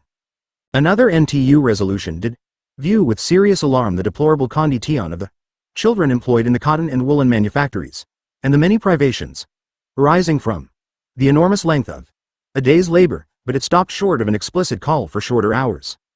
Only after Douglas's speech at the discussion on the conditions of females in manufacturing establishments did the NTU convention of 1834 enter vigorous debate on what role a national labor organization could play in the fight to secure a shorter workday for adult, as well as child, laborers. 42. Douglas's remarks, and the debate they sparked, are miscast by the dominant tradition in American labor historiography.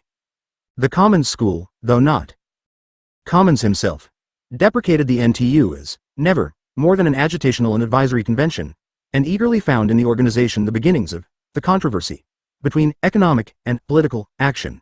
From the latter preoccupation it proved but a short leap to the view that Douglas, incorrectly identified as the only delegate not a wagemer, spoke for political action while other delegates opted for a strategy relying more purely on trade union activity. 43. Such a formulation obscures the large area of agreement among delegates that some attention to politics was both necessary and desirable. The convention, for example, took stands on such political matters as equal education and distribution of public lands and resolved that workers should regain and maintain, by correct legislation, what they have lost by inattention to their own interests. 44. At one point in the proceedings delegates did vote to substitute the word intellectual for political in a resolution mandating the drafting of a statement regarding the social, civil and political condition of the laboring classes. However, this change stemmed not from an animus toward political action but from the feeling that political would be perceived as implying support for one or the other of the two major parties, or as requiring the immediate creation of a labor party, and thus proved divisive. Indeed, when Douglas held that workers should pursue their own political goals while realizing that they belonged to no party and should support only work-ism, the Newark delegate who had led the opposition to the term political allowed that he agreed with Douglas but continued to fear that the term would be misunderstood. And when Philadelphia's John Farrell introduced the motion to replace political with intellectual, Farrell added that he was nonetheless sure that the working classes would never remedy the evils they were suffering until they carried their grievances to the polls. 45. The stir that greeted Douglas's address thus came less from opposition to political action in general than from the reaction of delegates to the bold political course charted by Douglas. The Artisan's editor mapped out a strategy that, while not new to Boston labor leaders, nor to Rhode Islanders, in whose state Luther had first lobbied for a 10-hour law, must have struck representatives from other areas as novel and extreme. Douglas maintained that legislation to protect and educate child laborers was by itself of little use unless extended to cover adult women workers. Douglas proposed that labor should push the legislature to limit the hours of work which a factory owner could legally require with a strong law under which the men of high percentage would be forced to shut their mills at a regular hour. That NTU delegates did not embrace Douglas's proposal is not surprising. Clashing with both the Whiggish commitment to private property and the Jeffersonian-Jacksonian predilection for limited government, Douglas's plan for enforceable shorter hours legislation for adult, though only female, laborers was several years in capturing the imagination of trade unionists and several decades in winning over lawmakers. 46. The response to Douglas's remarks at the NTU convention nonetheless serves as a barometer of the attitudes of Jacksonian labor leaders toward shorter hours legislation. According to E. B. Middleman of the Commons Group, Douglas had hardly yielded the floor when New York City carpenter Robert Townsend again raised the political specter. Actually, Townsend, consecutively active in the workingmen's, anti-Masonic, Whig, and equal rights parties, was among the most politically inclined of the delegates. He had been the main defender of the use of the term political earlier in the convention and evidently still smarted from losing that debate. After agreeing with Douglas that legislation to reduce hours fell legitimately with the bounds of our labor, he could not resist a jab at those delegates who shied away from avowing political intentions. He warned that securing such legislation would require more political resolve and unity than the convention had yet displayed.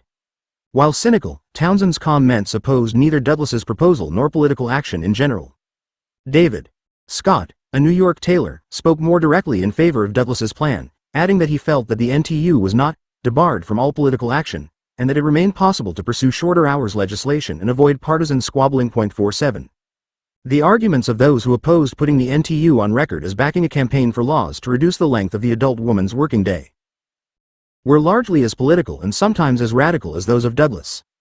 John Comerford, another New Yorker and a representative of the Chairmakers' Society, held that such a campaign could not at this time be safely entered upon, because factory owners could not grant concessions and still remain competitive with European capitalists. Comerford, active in the Equal Rights Party, blamed the tariff in Henry Clay's American system for allowing the factories to establish themselves initially. 48. John Farrell agreed that the NTU could not act as a convention on the hours matter and successfully argued the position that the individual delegates should be instructed to fight against a system which fastened slavery upon future generations. Farrell, a Philadelphia handloom weaver, described the threat in words strikingly similar to those later used by the famed traveler Alexis de Tocqueville. 49. He predicted that factory production could beneficially continue only if the people control it, and envisioned the entire reformation of the system. Like other participants in this significant debate, Farrell called for anything but narrow trade union action. 50. Details can obscure the overriding importance of the eventful 1834 shorter hours discussion, however. Most vital and magnificent was the very participation of the nation's brightest rebel mechanics, minus Luther, in a session which probed the question of working hours and the ways to lessen them. The network of communication forged between these labor leaders provided a medium through which they continued to share ideas. During the next year, their eager exchange of information on the 10-hour campaigns in various cities provided a key ingredient in spreading these struggles. Again in 1835, Boston carpenters tested the 10-hour waters, this time in league with masons and stonecutters. Late April joint meetings of the three crafts bared tensions between journeymen and masters. The influence of the masters held sway in the mild committee report, which supposed that the shorter day might be won on a voluntary basis if individual journeymen persuaded their bosses that the system was efficacious. But the journeymen, preferring bolder concerted action, rejected the committee report and began a strike in early May. 51. They quickly issued a 10-hour circular, which gathered the arguments supporting a shorter day and served notice that journeymen were to lead the agitation. A committee of 3 produced the circular, but if style and biting satire are the tests, Seth Luther did the bulk of the writing. The withering but controlled comments on masters who opposed cutting hours were, for example, Vin Tage Luther. We would not be too severe on our employers, they are slaves to the capitalists, as we are to them. The power behind their throne is greater than the throne itself. But we cannot bear to be the servant of servants and slaves to oppression, let the source be where it may. 52.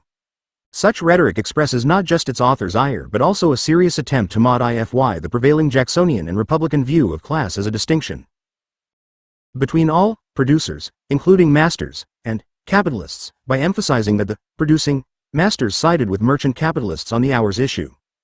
At the same time, however, it must be acknowledged that the 10-hour issue, in naturally drawing on a Republican heritage, justified itself in terms of community more often than of class and, especially in Boston, cherished the notion of orderly work and orderly leisure in a united community of masters and journeymen. Few antebellum documents match the 10-hour circular in class consciousness, intelligence, eloquence, or influence. Defining the contest as one between money and labor, its authors claimed, by the blood of their fathers, shed in the War of the Revolution, the rights of American freemen. They contended that workers had duties to perform as American citizens, and could therefore not afford to dispose of more than 10 hours for a day's work. Long hours were linked to mental and physical debilitation. They were defined as an offense against both God and natural rights.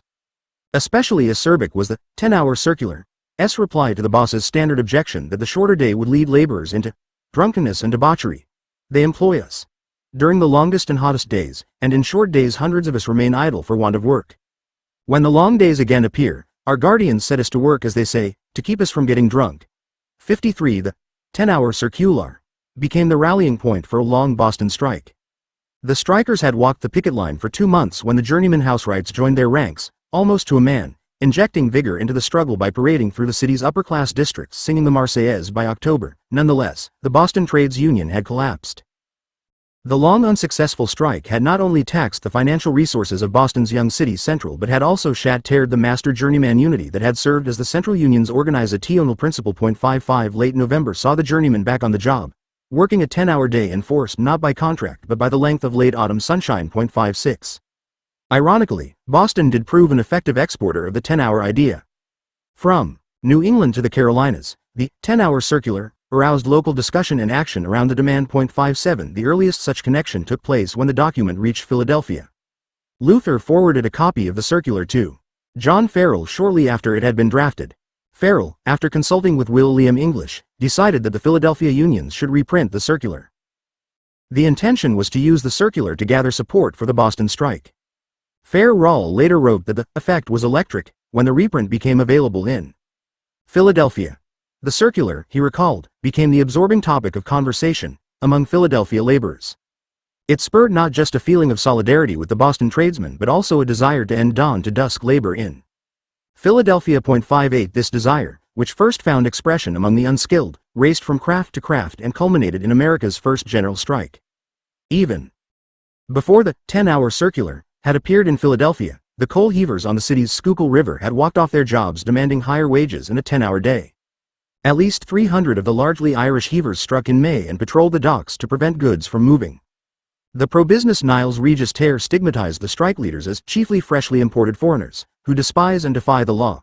The Philadelphia Gazette stressed images of fearsome pickets, commanded by a man with a drawn sword. 59. But organized craftsmen refused to be swayed by appeals to ethnic hatred and expressed esteem for the unskilled Irish and their conduct of the strike. The National Trades Union newspaper praised the dockworkers for holding firm against the tremendous power of wealth and avarice, and for pressing the 10-hour demand. 60. Imitation proved a more effectual form of flattery when the Philadelphia craftsmen themselves struck for the 10-hour day. Fired by the 10-hour circular, the handloom weavers and makers of ladies' shoes began to conceive of their own strikes over piece rates as campaigns to win enough wages to be able to limit their labor to 10 hours daily. The cordwainers connected their plight with that of the heavers, displaying, as Farrell put it, that sympathy of feeling which pervades all intelligent working men. Some 700 cordwainers marched to the docks to symbolically join the forces of the skilled and unskilled in early June. The resulting mass meeting featured speeches calling for a 10-hour day in all trades. The carpenters, who soon joined the strikers, marched behind banners which read, "From 6 to 6:61.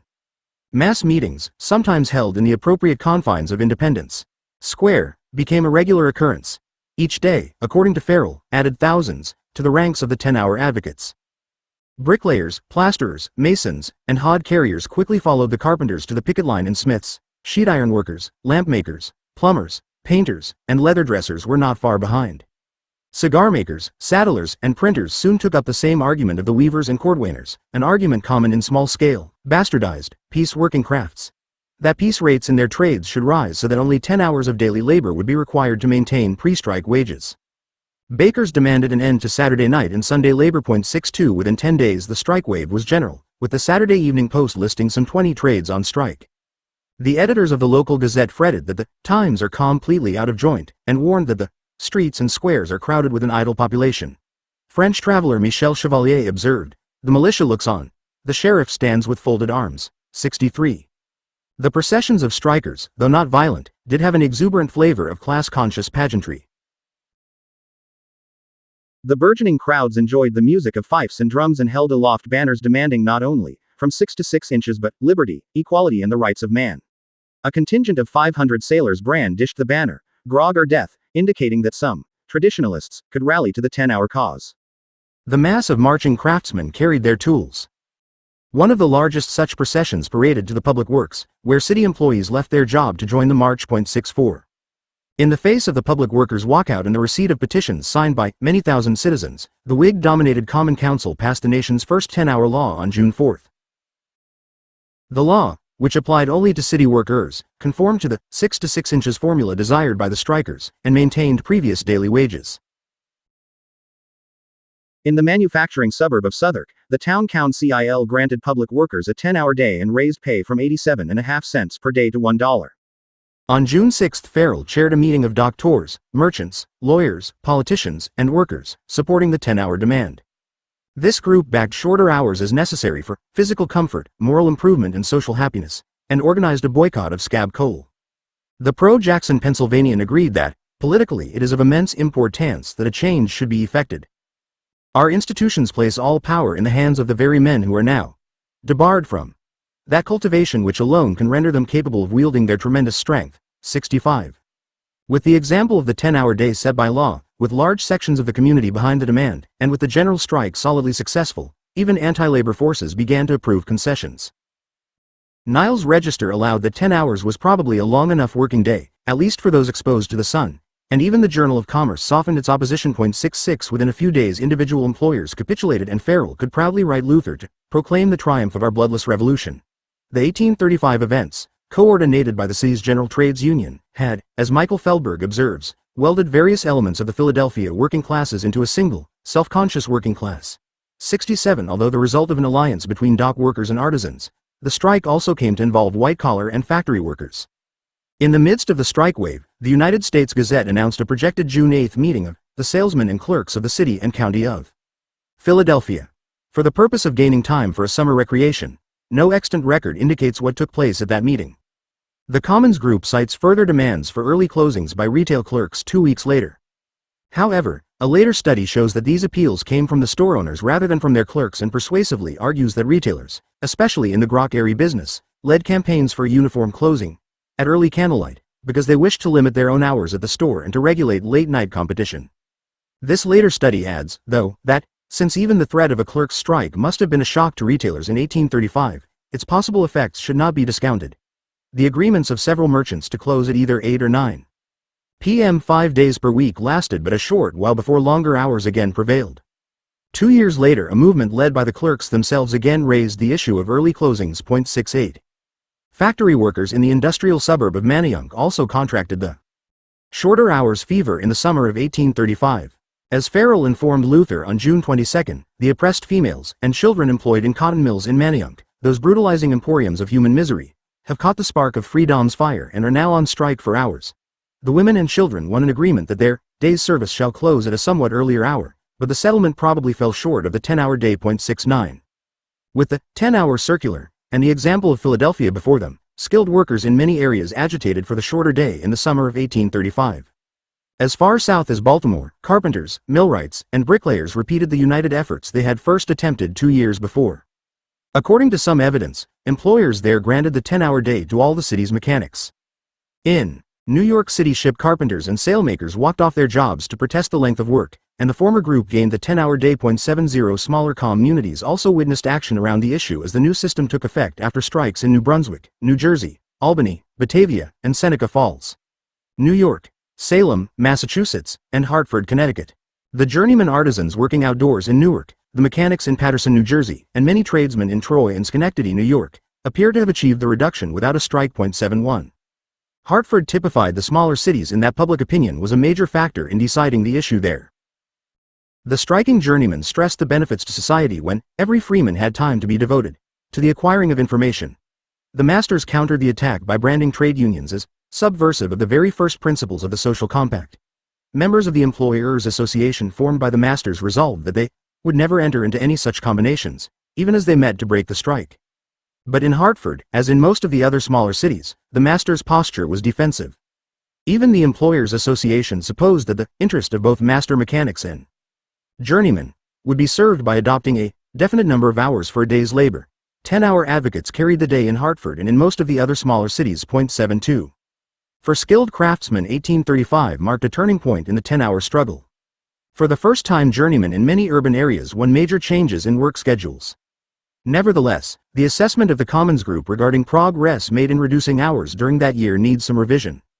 According to their study, at the close of 1835, excluding Boston, 10 hours became the standard day's work for most city mechanics. Several caveats are necessary in order to reflect the uneven nature of the success of the 10-hour movement. Boston did not stand alone as a stronghold of sunrise to sunset labor. Washington, D.C., for example, joined many cities in the West and South and some in the East, in adhering to the older standard. 73 In Newark, New Jersey, some indoor mechanics continued to work longer hours, and even in New York City some still failed to share in the 6-to-6 schedule that building trades men there had long enjoyed. Those working in sweated trades and those paid by piece rate typically worked longer hours. Government works also constituted an important exception to the shorter hours trend. 74. Among the unskilled, 1835 constituted no turning point, although it did feed to a heightening activity around the issue of hours. In Philadelphia, the class conscious solidarity of Schuylkill's unskilled heavers and the city's skilled journeymen energized a movement that ultimately also came to involve factory hands.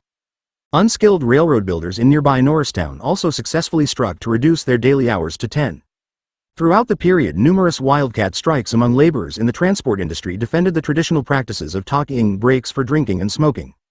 Some such laborers, especially in Massachusetts, also struck for a shorter day. But only at Norristown, where the example of Philadelphia was strong and community pressure especially intense, did the 10-hour demand materialize among railroad laborers. 75. Among factory workers outside Philadelphia, only a remarkable group of Paterson, New Jersey, children raised the issue of the length of the working day in 1835. Child laborers, many of them female, began the Paterson fight by striking on the eve of Independence Day. Their demands centered on a reduction of daily labor from 13½ hours to 11 hours during the week, and to 9 on Saturdays. The youths protested against the fines used to enforce work discipline, the withholding of wages, and the store order system. Many of the children likely had journeyman fathers and knew of the successful 10-hour campaign of Paterson craftsmen during the same summer. The parents and oathers aided the children in late July by organizing the Paterson Association for the Protection of the Working Classes. Through the association, a vigilance committee formed to maintain an orderly, effective strike and to gather support. After employers refused to bargain with representatives of the association, the work stoppage spread to 20 mills and came to involve 2,000 workers. Substantial monetary support came from skilled workers in New York City and in Newark, New Jersey, with tradesmen in the latter city also sending an investigating committee to Paterson. The Republican investigators found that the cotton mills would be more congenial to the climate of the autocrat of all the Rushes than to this land of the free and home of the brave. 76. Such unity of the skilled and unskilled helped to sustain the strike for upwards of 2 months. The compromise settlement sent most of the strikers back to work on 12-hour shifts, except on Saturdays when a 9-hour regimen was implemented. Those who held out for the 11-hour demand met defeat and employers blacklisted the children of association leaders. 77 Nonetheless, the strike, which added a dozen hours to each worker's weekly leisure, must have been counted a success by the children initiating it. With so many centers of 10-hour agitation having already secured the shorter day, the number of such strikes over hours predictably plummeted in the last 5 years of the decade. A few did press to extend the gains that had been made. In 1836, for example, the editors of the National Laborer declared, "We believe that 8 hours is a just number for any man to work." 78 But a more common strategy among trade unionists was to press for higher wages in the wake of the hours victories. The reduction of summertime labor from over 12 hours per day to just 10 hours amounted to a large drop in the labor supply, measured in man-hours. This put craftsmen in good position to win higher pay and to keep pace with the rampant inflation which had sent food prices up by a third over their 1833 levels. 79 Thus 1836 witnessed a rash of strikes over wages. In most instances, according to Middleman, the employers allowed the increase as soon as it was demanded, in others after but a brief strike. The connection of the previous year's cuts in working time with the winning of wage increases led one labor paper to advise, let them, workers, reduce their hours of labor, and their compensation will inevitably be increased. Some unionists and reformers may have envisioned a steady spiral of gains in terms of hours and of wages. Indeed, a few predicted a 4-hour day. But such hopes were dashed by the Depression of 1837 and by the subsequent weakening of union organization. 80. Even so, the 10-hour movement did not disappear after 1835 nor even after 1837. Strikes continued at a reduced level. In 1836 10-hour offensives took place among day laborers, ship carpenters, and cotton spinners in Philadelphia. Spinners and weavers in Rockdale, Pennsylvania, factory operatives in Pittsburgh, building tradesmen in Lockport, New York, and mechanics in Waterford, New York. Boston's house carpenters may also have made another brief attempt, while ship carpenters there began to win a 10-hour day on repair work. Cordwainers in New York City, Philadelphia, and Washington, D.C., struck for an increase in piece rates designed to cut their working time to 10 hours per day, as did Philadelphia's saddlers. 81 Also, in 1836, employers provoked defensive work stoppages by Baltimore's masons, Philadelphia's leather dressers, and Paterson's carpenters by reneging on 10-hour agreements. 82. Even after the Depression of 1837, strikes over hours were not entirely absent. It took time for both the 10-hour idea and the devastating effects of the economic crisis to reach cities in the West. In 1837, carpenters in both Pittsburgh and St. Louis organized for the shorter day. In the latter city, various trade societies made the 10-hour day general among journeymen in some trades in the summer of 1838, either by striking or by threatening to do so. The leading student of this chapter in St. Louis history concludes, it was job control and especially the 10-hour day that became the driving force of the labor movement. As in Philadelphia, a protracted battle to keep and extend the 10-hour day ensued, and cooperation among as many as 23 trades developed along with a briefly influential Labor Party. 83. Many employers saw the Depression years as an opportune time to dismantle trade unions, and some glimpsed the chance to roll back the 10-hour system specifically.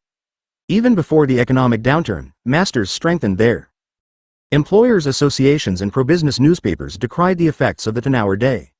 With the advent of the Depression came a scramble for jobs and a weakening of trade unions.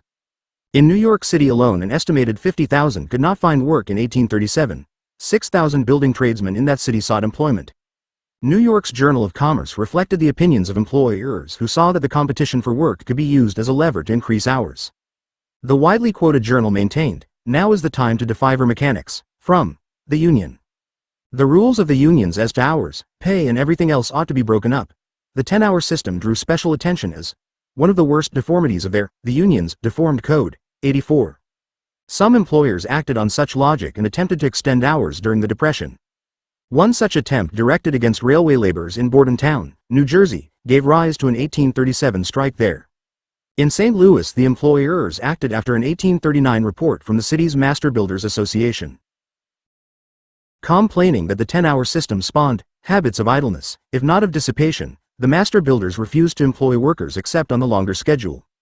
Employers in other crafts followed suit, with the result that journeyman carpenters and members of other trades struck successfully in 1839 to defend the 10-hour day they had won just a year before. 85. Nonetheless, such Depression incursions on the 10-hour system were quite scattered. Employers cut wages far more frequently than they augmented working time. With markets glutted and unemployment high, adding hours made little immediate sense. The surplus of labor and of goods made it more in the employer's interest to trim costs through wage reductions. An increase in working hours would also have further swelled the ranks of the increasingly militant unemployed. 86. At the same time, the choice of the employers to concentrate on cutting pay indicated that the 10-hour idea had become entrenched among laborers and accepted by the population. The ability of the shorter day to weather the Depression testified to the maturity and appeal of the 10-hour movement. 87. More direct evidence of the resilience of the 10-hour forces is found in their ability to build strong political pressure for a shorter day. At both the state and national levels, labor and its allies applied such pressure. Just as Boston and Philadelphia had been the most active centers of strikes over hours, so too did Massachusetts and Pennsylvania witness the most dynamic political action at the state level. In 1836, the lower house of the legislature of Massachusetts empowered a committee to consider whether any, and what, provision ought to be made for the better education of children employed in manufactures. Chaired by James G. Carter, a newly elected school reformer with a long-established interest in the welfare of factory children, the committee produced a mild report with copious evidence of the existence of a large class of working youths who received no schooling at all. The report moved the lawmakers to pass a statute that forbade employers from hiring a child under 15 in any manufacturing corporation unless the child had studied under a qualified teacher for at least 3 months. During the previous year, this law lacked provisions for enforcement and did not interfere with the employer's prerogative of running factories on as long a shift as he pleased. However, it was America's first child labor law and an important precedent for Massachusetts' 1842 legislation limiting factory labor to 10 hours daily for youths under 12.88. In Massachusetts and elsewhere, labor increasingly forced state political leaders to take a position on the hours of adult as well as child laborers. Norwich, Connecticut, trade unionists drafted a memorial that petitioned the legislature of their state to adopt the 10-hour system in cotton and woolen manufactories, the first call by an American labor organization for government action to limit the hours of adult workers in private industry. By 1840, Governor Marcus Morton of Massachusetts appealed to Charlestown, Massachusetts, workers with a letter assuring them of his entire approbation of 10-hour system. The governor of New Jersey apparently proposed shorter hours legislation in 1841.89. The question of the length of the working day received its most sustained airing in the Pennsylvania Senate in 1837 and 1838. A committee of that body conducted the first government investigation considering together the hours of child and adult laborers, and heard testimony for 6 weeks in Philadelphia, Manayunk, and Pittsburgh. The hearings drew the participation of working POPLE from across the state.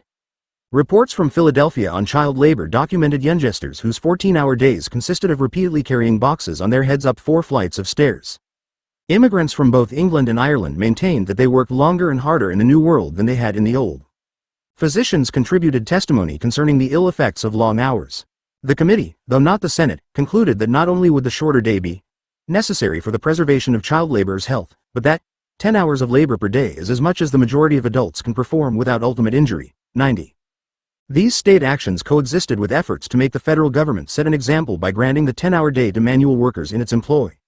Laborers raised the call for the rapid adoption of the new system in those cities where some craftsmen in private industry had secured the 10-hour day. Early in 1835, mechanics from the New York City-Brooklyn area directed an appeal, praying for a reduction of the hours of labor on public works, to the Secretary of the Navy, who dismissed the petition. At least some Philadelphia shipyards had granted the 10-hour demand in early 1834. In 1835, laborers at the government yard began to call for the new schedule to apply to their work. 91. Refusal of many Philadelphia shipwrights to continue to work for the Navy under the old system prompted the commandant of the local yard to write John Roediger, the head of the National Board of Navy Commissioners, to complain of the difficulty of enforcing sun-up to sundown labor. Roediger's advice, to offer slightly longer summertime breaks, pleased neither the commandant nor his employees. Working through the NTU's Philadelphia Committee on Correspondence, the 10-hour advocates directed a letter to the Secretary of the Navy. By August, the Secretary admitted that 10 hours of labor in a Navy yard should upon an average be considered a day's work, but his underscored words signaled a new plan, still unsatisfactory to the laborers. The Secretary devised an elaborate schedule making up for the short duration of winter sunlight by adding hours in the summer, to produce a yearly norm of about 10 hours per day. This new arrangement took effect in all Navy yards by October and left employees toiling nearly 12 hours daily throughout June and July. 92. At its 1835 convention, the NTU registered its dissatisfaction with the failure of naval administrators to respond to 10-hour appeals. The convention approved a resolution to draft a memorial petitioning Congress to remove the power to set hours from the hands of the petty tyrants at the Board of Navy Commissioners and to institute the 10-hour system on all government works.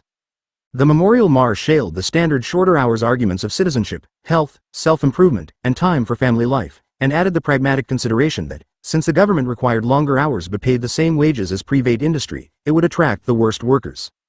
The convention forwarded the memorial to Ely Moore, a former NTU chairman serving as a U.S. congressman from a working-class New York district.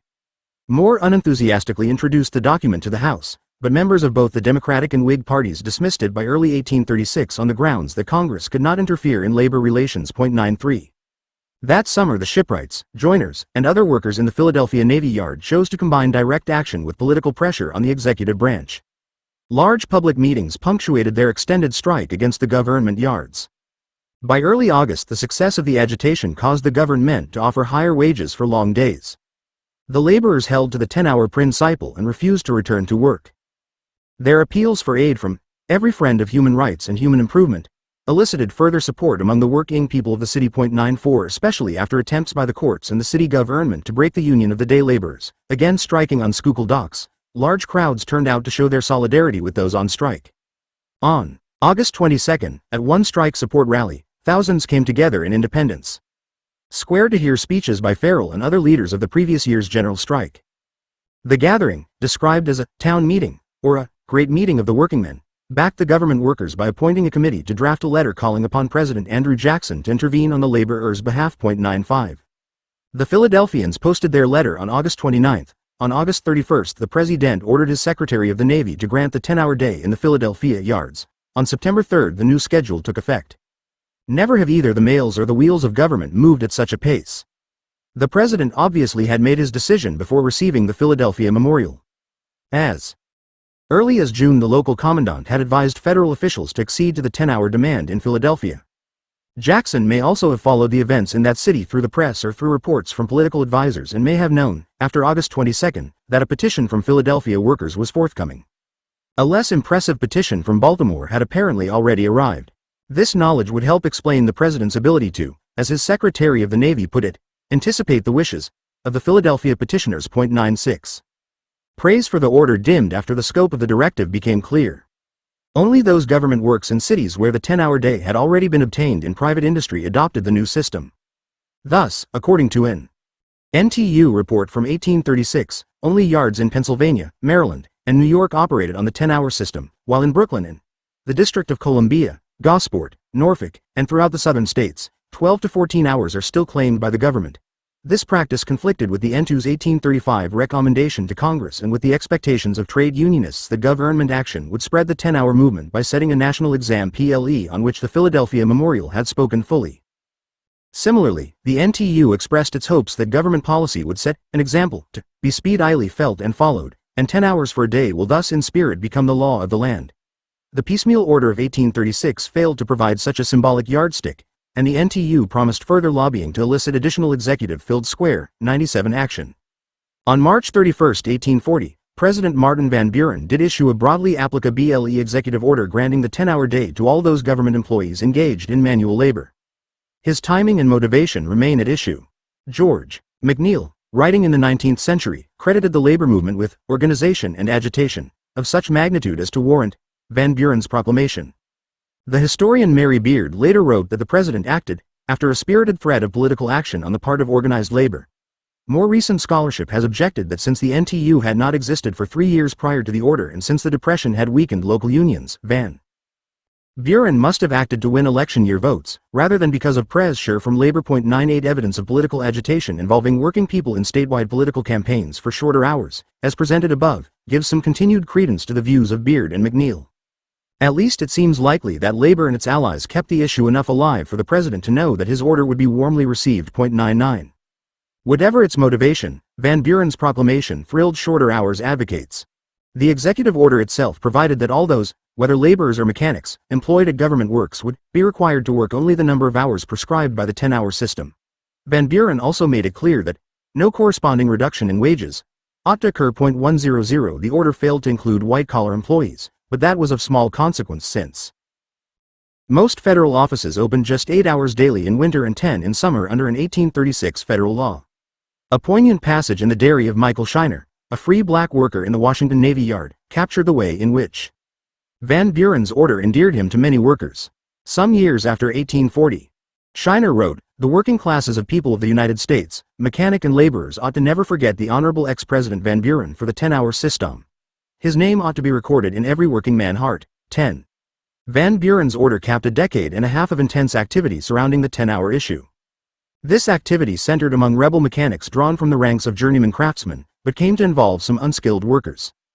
Throughout the Jackson era, the issue of hours energized the trade union movement, lending it the kind of unity which could undergird the efforts of young trade unions joined together in class-conscious protests. Because it divided those who made the rules regarding hours from those who worked under them, the shorter hours demand differentiated between masters and journeymen, and quick end the formation of unions which excluded employers and based themselves on the demands of wage laborers. 102 Because it so captured the imagination and aspirations of journeymen for full intellectual, political, and family life, and so clashed with the employer's desire for complete control over production, the 10-hour struggle evoked passionate commitment on both sides. Shorter hours were the focal point of the Jacksonian labor movement. Indeed, it is only after the hours issue is placed in the center that the broader picture of the relationship of labor activism to Jacksonian America becomes more clear.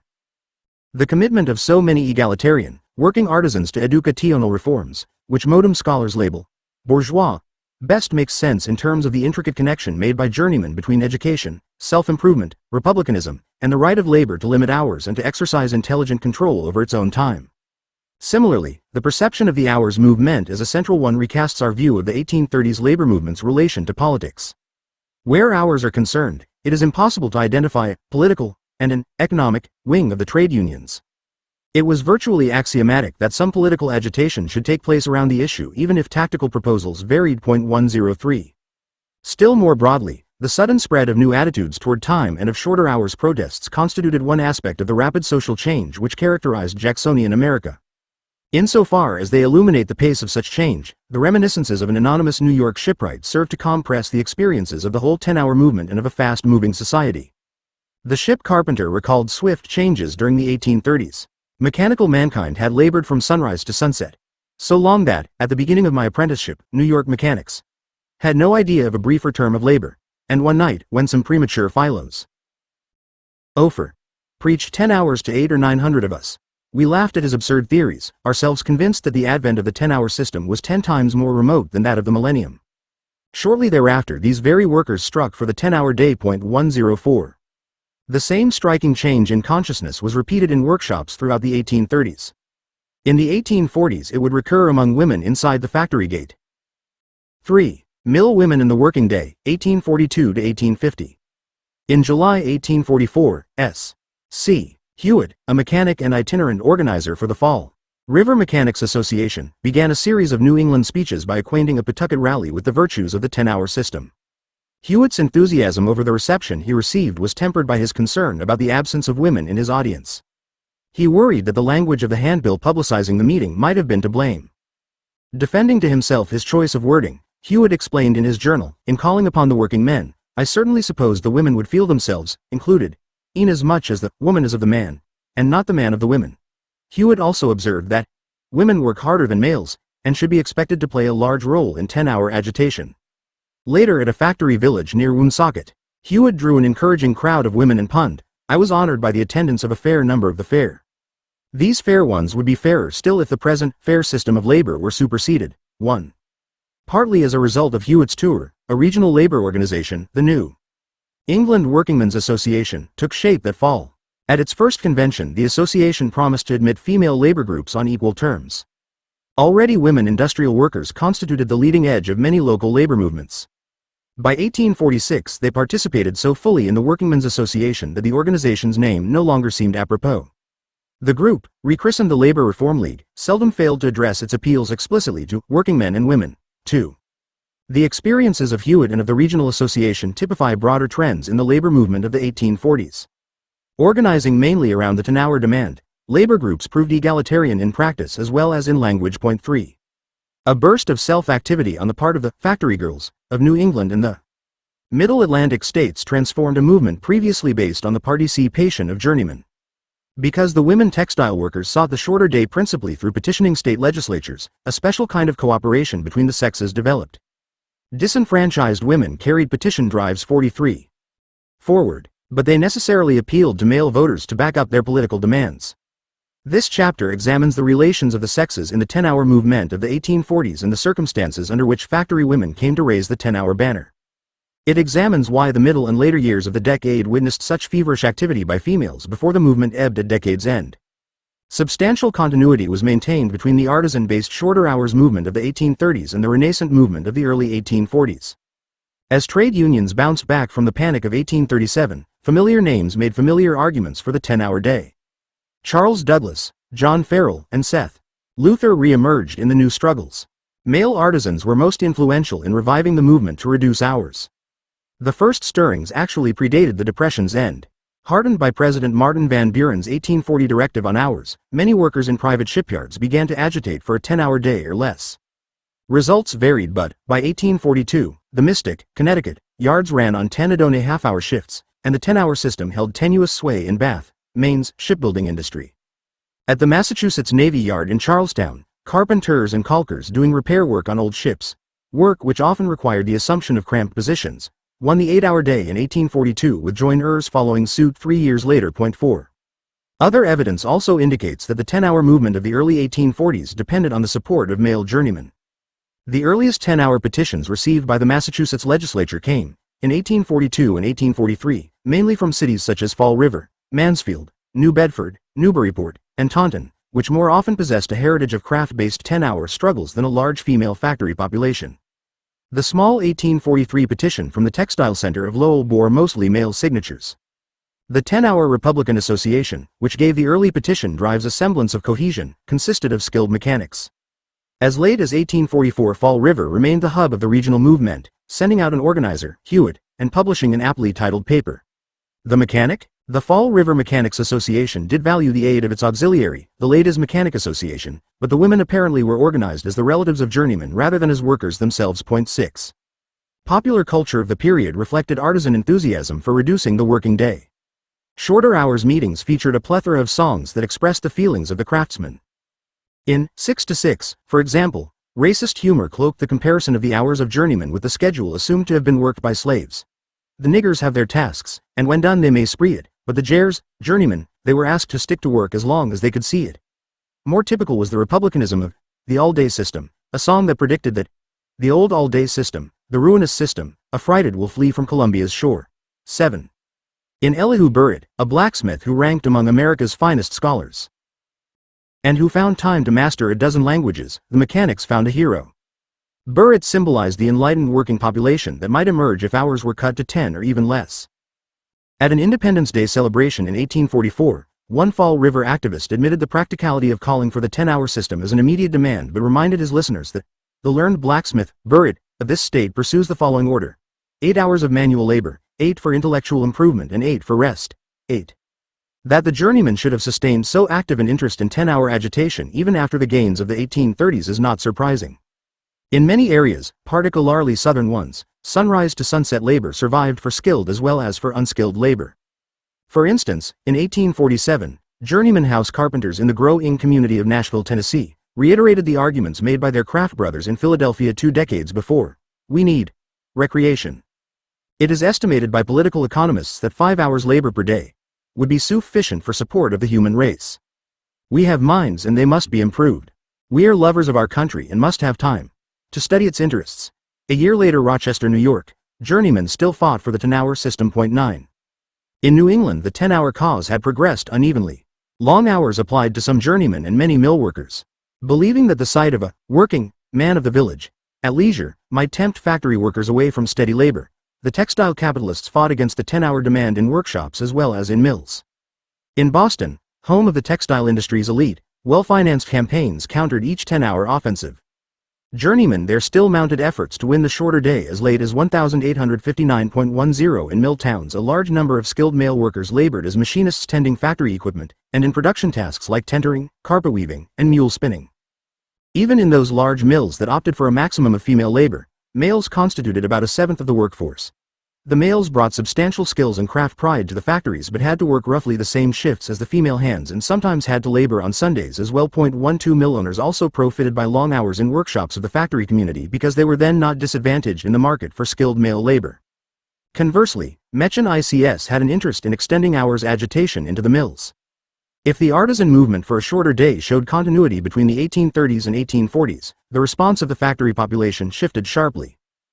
Aside from previously discussed outbreaks in Pawtucket, 1824, Patterson, 1828, Exeter, 1833, Philadelphia Rockdale, 1835 and 1836, and again in Patterson, 1835, Before 1840 few operatives challenged the long hours worked in the mills by undertaking formal labor protests. Only the latter two concerted actions definitely posed the 10-hour demand. Those changes in factory production and in the workforce that underlay the rising combativeness over hours were subtle and various.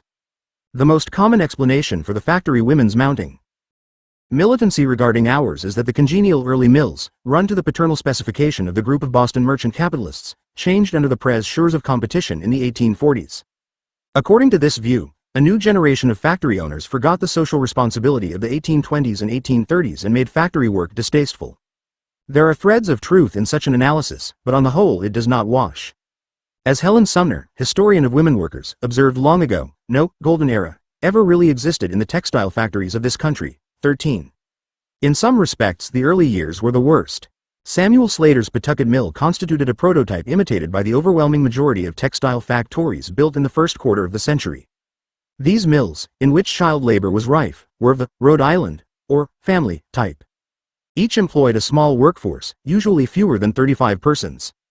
The personnel consisted of families, often of dispossessed farm families. 14 long hours prevailed, probably over 70 hours weekly, with at least some mills institutionalizing overtime pay after 72 hours per week. Some owners operated on Sundays, and some required as many as 16 hours of daily toil. 15. After 1814, Francis Lowell's Waltham plant served as a model for a second type of factory organization and as the source of the myth of a golden age of textile production. Waltham-type mills, which thrived in northern Massachusetts, New Hampshire, and Maine, contrasted with the family-type mills. They featured greater capitalization, corporate ownership, management by salaried agents, and a largely adult and female labor force lodged in company boarding houses. In choosing to employ young women from New England farms, the owners bolstered the image of Waltham-type factories, which benefited by comparison to those English and smaller American mills using large amounts of child labor. The brief tenure of factory women in the jobs and habits of deference learned by women in the patriarchal countryside combined to promise high production without a permanent proletariat and without degradation. Peons to factories of the Waltham variety became virtual set pieces for travelers writing of New England. By 1832, as many American women labored in mills built along the lines of Waltham as did in family system factories. 16. However, the decisions of Lowell, his associates in the Boston Manufacturing Company, and other capitalists to tap the well-educated and virtuous New England farm women as a labor pool stemmed from economic calculation and created no ideal conditions of work. As Howard Gittleman argues, the transition to adult female in the workforce resulted from the combination of the available ITY of a supply of cheap labor and of a technology that achieved high productive ITY using semi-skilled labor and supplanted skilled, independent male mule spinners. 17. Similarly, the supervision by moral police, as the supervisors of boarding houses and the overseers of work were called, had a pragmatic edge in that they encouraged farmers to allow their daughters to enter the factories. 18. However benevolently the employers looked after the moral welfare of the women, management differentiated little between profitable control at work and guardianship during leisure. All persons in the employ of the company are required to attend assiduously to their various duties, or labor, to aspire to the utmost efficiency in the work or business they may engage to perform, and to evince on all occasions, in their deportment and conversation, a laudable regard for temperance, virtue, and their moral and social obligations. No persons can be employed whose known habits are dissolute, indolent, dishonest, or intemperate, or who habitually absent themselves from public worship. 19. Conditions of work were far from ideal in the Waltham-type factories during the pre-1840 years.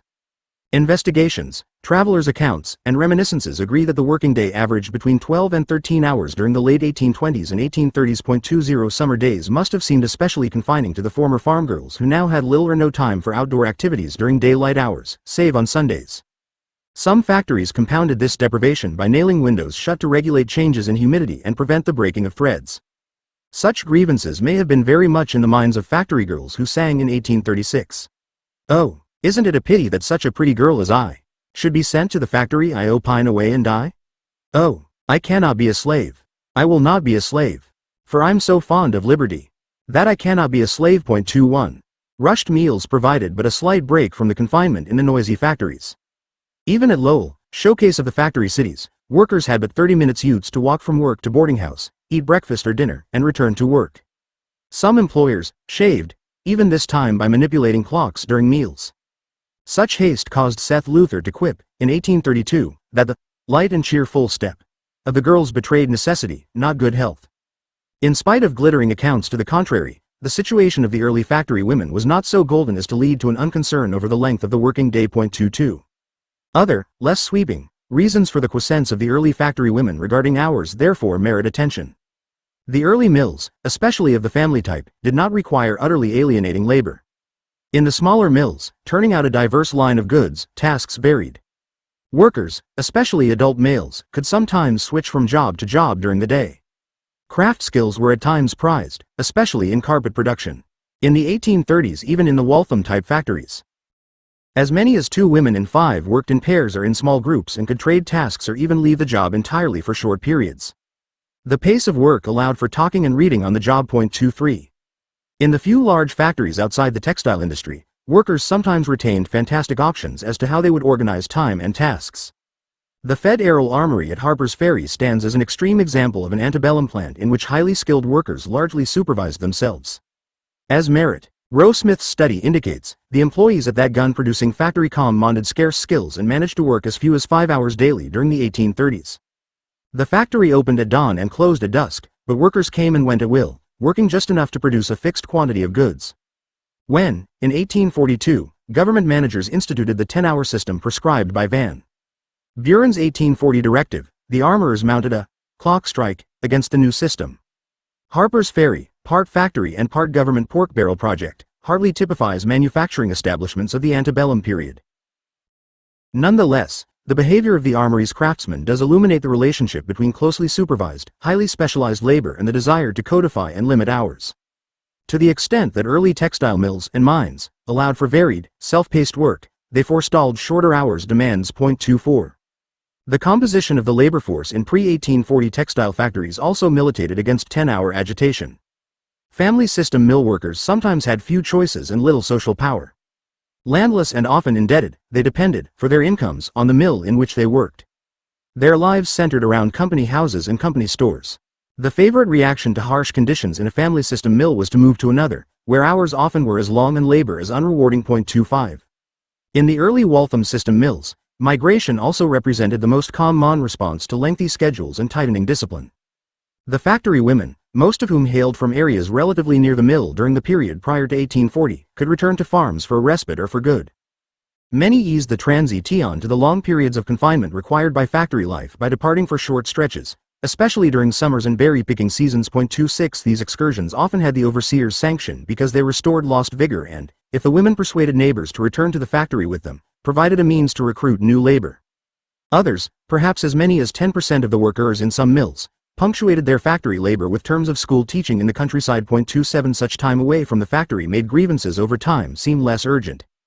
In a sense, the pre-industrial work pattern of bouts of intense labor followed by rest was being reproduced in the industrial centers. The records of the Hamilton Company mills in Lowell during 1826 and 1827 suggest that many women resisted the demands of factory discipline, but did so informally and individually. If the knowledge that nearby farms awaited their return emboldened them, it also helped to create a pattern of protest that management could divert by isolating and firing the offenders.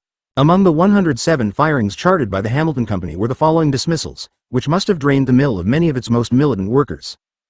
6 were discharged for misconduct, 5 were discharged for mutiny, 3 were discharged for disobedience to orders, 1 was discharged for impudence to the overseer, 1 was discharged for levity, 1 would not do her duty, 5 were discharged for lying, misrepresentation, or circulating false stories, 1 was discharged for captiousness, 1 ran away, 1 was hysterical, and 1 had written after her name emphatically, regularly discharged for theft. 2. The nearby farm and the short tenure in the early mills made it possible for many of the women to see their wage-working years as temporary sojourns designed mainly to acquire cash as quickly as possible. 29 Such factors tended to focus formal protests on wages rather than conditions and hours. By the mid-1840s, the composition of the labor force and the nature of the work process had changed in ways causing a sharp increase in 10-hour protest. Several historians have held that the major change was the transition to a more permanent working class, which had a much lower rate of turnover than that of the pre-1840 period. The fugitive figures regarding rates of persistence among workers in the larger textile factories do not permit so large a generalization. In 1826 and 1827, the Hamilton Company showed a replacement rate, discharges, total number of hands, of about 35%.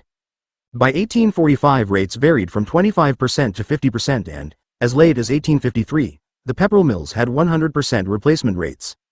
The Boot Corporation Mill No. 2 figures from 1841 show an average persistence rate of 4.8 years, according to an overseer's estimate. The 1845 figures in Lowell Mills, roughly computed at 4.5 years or between 4 and 5 years, are hardly different enough to account for the emergence of a 10-hour movement. To complicate matters further, Drive. Josiah Curtis's medical study of Lowell, which included brief terminations of employment in calculating persistence, found that the average tenure in the mills, from 1840 through 1849, was but 9 months. 30. Changes in the workforce were subtle and complex but telling. One vital transition involved the recruitment of labor from greater distances. By 1845, only 12% of the operatives studied in a survey of 8 Massachusetts mills hailed from that state. Whether the recruitment of women from far away stemmed from a labor shortage or from a desire to stabilize the labor force and render it less able to count on local resources is of little consequence here. Vital instead was the rising incidence of protest against recruiting agents who drove, as the labor press put it, a long, low black wagon we term a slaver into faraway areas to recruit labor, often under false pretenses. 31 Another effect of more far-flung recruitment was to make the operatives less able to take brief trips home to escape the rigors of factory life. Moreover, while turnover remained high in any given factory, higher levels of agricultural debt helped assure that many women would remain in some wage-earning occupation on a more or less permanent basis. Caroline Ware's statement that, "All evidence agrees that need was not the chief motive that brought girls to the mills," may apply well to the 1820s and early 1830s, but not to the 1840s. 32 Mary Alice Feldblum's recent research suggests as much, and, although Thomas Dublin has given us grounds to think labor literature exaggerated the poverty of the operatives, agricultural misery surely sent some women into the mills. Labor literature of the 1840s stressed that most women did not work for pin money or to send a brother to college. The Voice of Industry described workers in New England textile factories as a large share of poverty's daughters whose fathers do not possess 1 foot of land. Other accounts related that in Pittsburgh, the nation's most militant center of textile labor organization, the Law Ha-D made the parents of these poor factory girls landless and thrown them in the factory stockyards, homeless, destitute and dependent. Even Reed Farley, editor of the pro-employer Lowell Offering, accounted for ill health in the mills by referring to part of the factory population as too poor because parents, children or other relatives may be dependent on their wages for support. Workers who complained that the whip which brings us to Lowell is nieces' city were not apt to consider their wage-earning careers as voluntary and temporary. 33 Women workers looked to the farm past with longing but lived amidst factory conditions. Their poetry mixed agricultural rhythms with industrial ones but left little doubt as to which governed their existence, the factory bell juxtaposed solar and factory time, especially in its first and its final stanzas. Loud the morning bell a-ringing. Up, up sleepers, haste away. Yonder sits the redbreast singing. But to list we must not stay. Sol behind the hills descended. Upward throws his ruby light. Ding, dong ding, our toil is ended. Joyous bell, good night, good night. 34. The presence of a corps of women who remained in the mills for a long time came to have a quantitative impact transcending the numerical size of the group. The 20 to 25% of the textile workers in large factories who were females with 3 or more years of seniority constituted, according to historian Ray Gingier, the best prospects for trade unionism in a cotton mill. This stable section of the working class provided leadership in the 10-hour movement. Of the 6 women testifying on behalf of the 10-hour petition from Lowell at the 1845 Massachusetts House of Representatives hearings on the factories, for example, one had nearly 3 years of seniority, 1 4, 1 5, and 2 over 8 years. The more senior workers commanded respect, had learned time discipline, often owned watches, and had witnessed enough incremental changes in the work process to mount an impressive critique of trends in capitalist production. 35. Speed up of production proved the most galling grievance developing over the years. The most direct of such speed-ups was the increase of working hours. According to Norman Ware, corporations added 2 hours, year after year, week after week, minute by minute. The best estimates of historians hold that about 15 minutes were added to the working day between 1829 and 1841. 36 During the 1840s, efforts to augment the length of labor continued. Sarah Bagley, leader of the Lowell Female Labor Reform Association, reported, in 1845, on factories seeking to add 2 hours to the daily schedule. Other complaints hinged on the shaving of time, which resulted in adding from 5 to 30 minutes to the working day through the manipulation of clocks and bells. 37 Modem observers must exercise imagination to perceive the importance attached to even a 15-minute increase in working time. Operatives of the 1840s did not see the speed-up as a tiny increase in working time but as a substantial decrease in the small amount of leisure time at a factory worker's disposal. 38. Part of the increase in working time during the 1840s came from use of artificial lighting for night work. Such illumination violated the natural work patterns of operatives familiar with agricultural labor and posed hazards to health and safety. During the period from September 20th until March 20th, most large mills lighted up, often before dawn and again after dark. A Peterborough, New Hampshire, resolution reflected the workers' perception. Resolved, that although the evening and the morning is spoken of in scripture, no mention is made of an evening in the morning. We therefore conclude that the practice of lighting up in the morning and thereby mocking 2 evenings in every 24 hours is not only oppressive but unscriptural. 39. The factory girls Garland also objected, writing, "We trust the girls will rise up against this outrageous custom." 40. Lighting up drew further criticism because the many lamps raised the temperatures, the level of pollution, and the risk of fire.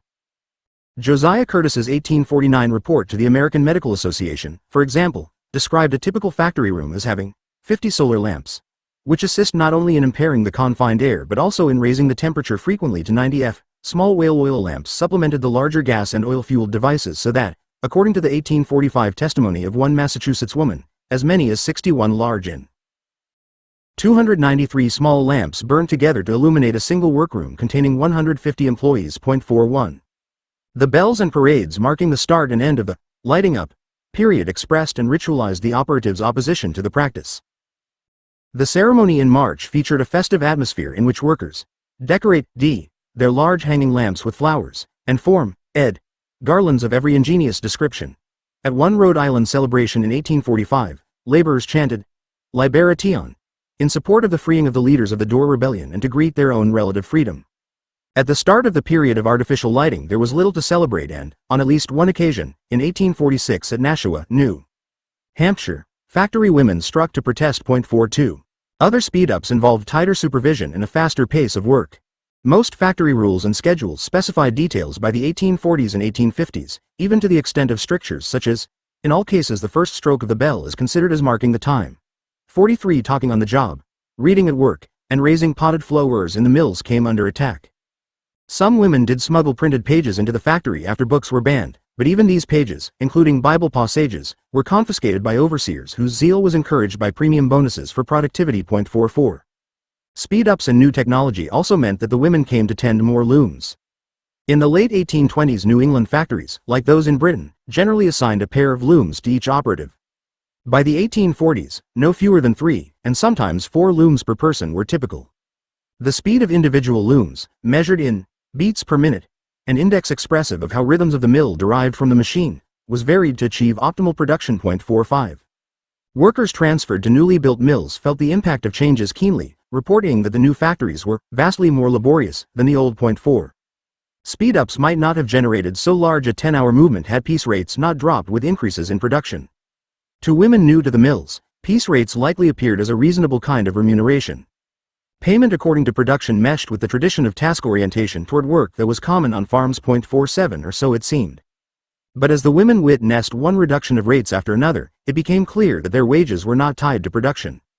Wages stayed about the same, and sometimes fell, even as productivity rose by 100%.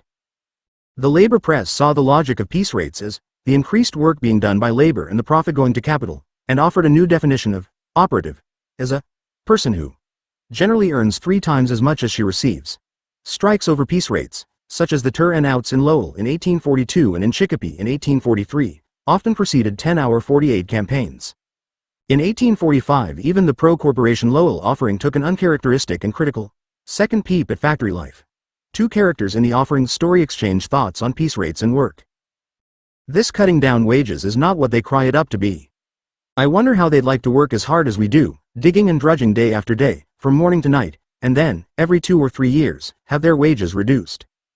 And besides this, who ever heard of such a thing as their being raised again? Says the first speaker. I confess that I never did so long as I've worked in the mills, and that's been 10 years. 49. Previous accounts have detailed the struggles of factory women and their male allies to win the 10-hour day. 50. What follows adds to those but slightly. The emphasis here is on the way in which the campaigns of the 1840s reflect themes that run throughout the history of the shorter hours movement. Most noteworthy among these themes are the sense of solidarity evidenced by workers of different sexes and of various levels of skill, and the willingness to experiment with political and economic strategies in pursuit of the 10-hour goal. Also compelling is the way in which women recast the arguments for a shorter working day, developing their own criticisms of the impact of long hours on health, intellect, and political participation. By 1844, the year during which male mechanics and reformers organized the New England Working Men's Association, stirrings among female workers became apparent, although no strong organization had emerged to give shape to 10-hour agitation among women. The first association meeting attracted 207 delegates from over a score of New England and New York cities and towns, but apparently no females attended, even among the large Lowell delegation. The convention, which featured an articulate sprinkling of utopian socialists such as L. W. Rickman and George Ripley, and land reformers, particularly George Henry Evans and Alvin Beauvais, subordinated the 10-hour issue to that of freedom and public lands. But delegates did vote to realize the legislatures to pass a law that shall prohibit any corporation from employing a person more than 10 hours per day. They also invited female labor reform associations to join their ranks with equal right, privileges and obligations. This action may have reflected the knowledge that in some cities factory women had begun to secure signatures for 10-hour petitions. In any event, the petitions which circulated in late 1844 and early 1845 included large numbers of female signers for the first time. Half of Andover's 500 signers were female, while in Lowell women comprised 75% of the more than 1,100 petitioners. 51. The first of the local New England female labor reform associations met at Lowell in January 1845 with only 2 members in addition to its 13 officers. By April the group counted 304 members, and just 2 months later it reported that between 400 and 500 women had enrolled. 52 Lowell women initiated or attended organization meetings in other mill towns including Fall River, Massachusetts, and Dover and Nashua, New Hampshire. In Manchester, New Hampshire, the pace of growth rivaled that of Lowell. Over 1,000 Manchester operatives, 2/3 of them women, attended a December 1845 organiza-tion meeting with speakers from Lowell. 60 members founded the Manchester Labor Reform Association that night, and by the end of the next summer, the group had grown 5-fold. 53. Growth hinged on able, intelligent leadership, a vigorous press, and an effective intervention into politics. Sarah Bagley played a key role in the press and politics while typifying the best qualities of the pioneer women labor leaders. A weaver, Bagley came to the mills from New Hampshire possessed of a common school education and a passion for knowledge. She participated in female literary study groups known as the Lowell Improvement Circles, contributed articles to the first issues of the Lowell Offering, frequented public lectures, supervised a night school, and generally qualified as a leader among the culture crazy girls of the mills. 54 such educated factory women, one of whom Harriet Hanson Robinson remembered as having come to the factories from Maine, for the express purpose of getting books, had long drawn the praise of management as particularly diligent workers. 55 With Bagley and others, the chickens came home to roost. The zeal and skill of some of the educated women operatives found application in campaigns designed to shorten working hours. A commitment to learning came to include a commitment to ending the factory schedules which, as domestic reformer Catherine Beecher put it, made factory women snatch an education during hours which should have been given to sleep. 56. Bagley's turn from the genteel self-improvement and sisterhood of the reading circle to the militant self-improvement and sisterhood of the 10-hour movement was cemented by her break from the Lowell Offering. During its early days the Offering printed Bagley's prose, which concentrated on praising the virtue and initiative of women workers more than on extolling the factory system. After the Offering attracted the financial support of the owners, who saw the journal as literary proof against the charge that factory labor was degrading, the magazine came to the overt defense of the corporations. In 1842 its ownership transferred from a local clergyman who mildly opposed long hours to the pro-management Whig editor and politician William Schuler. Harriet Farley and Harriet Curtis, a pair of declassed daughters of old New England families, assumed editorial responsibilities for the monthly. Even in an expanded format, they failed to find room for Bagley's increasingly critical articles. 57. The Offering gave Curtis and Farley a forum to declare their belief that no descent to working-class status had taken place among those ladies who, temporarily, did factory work.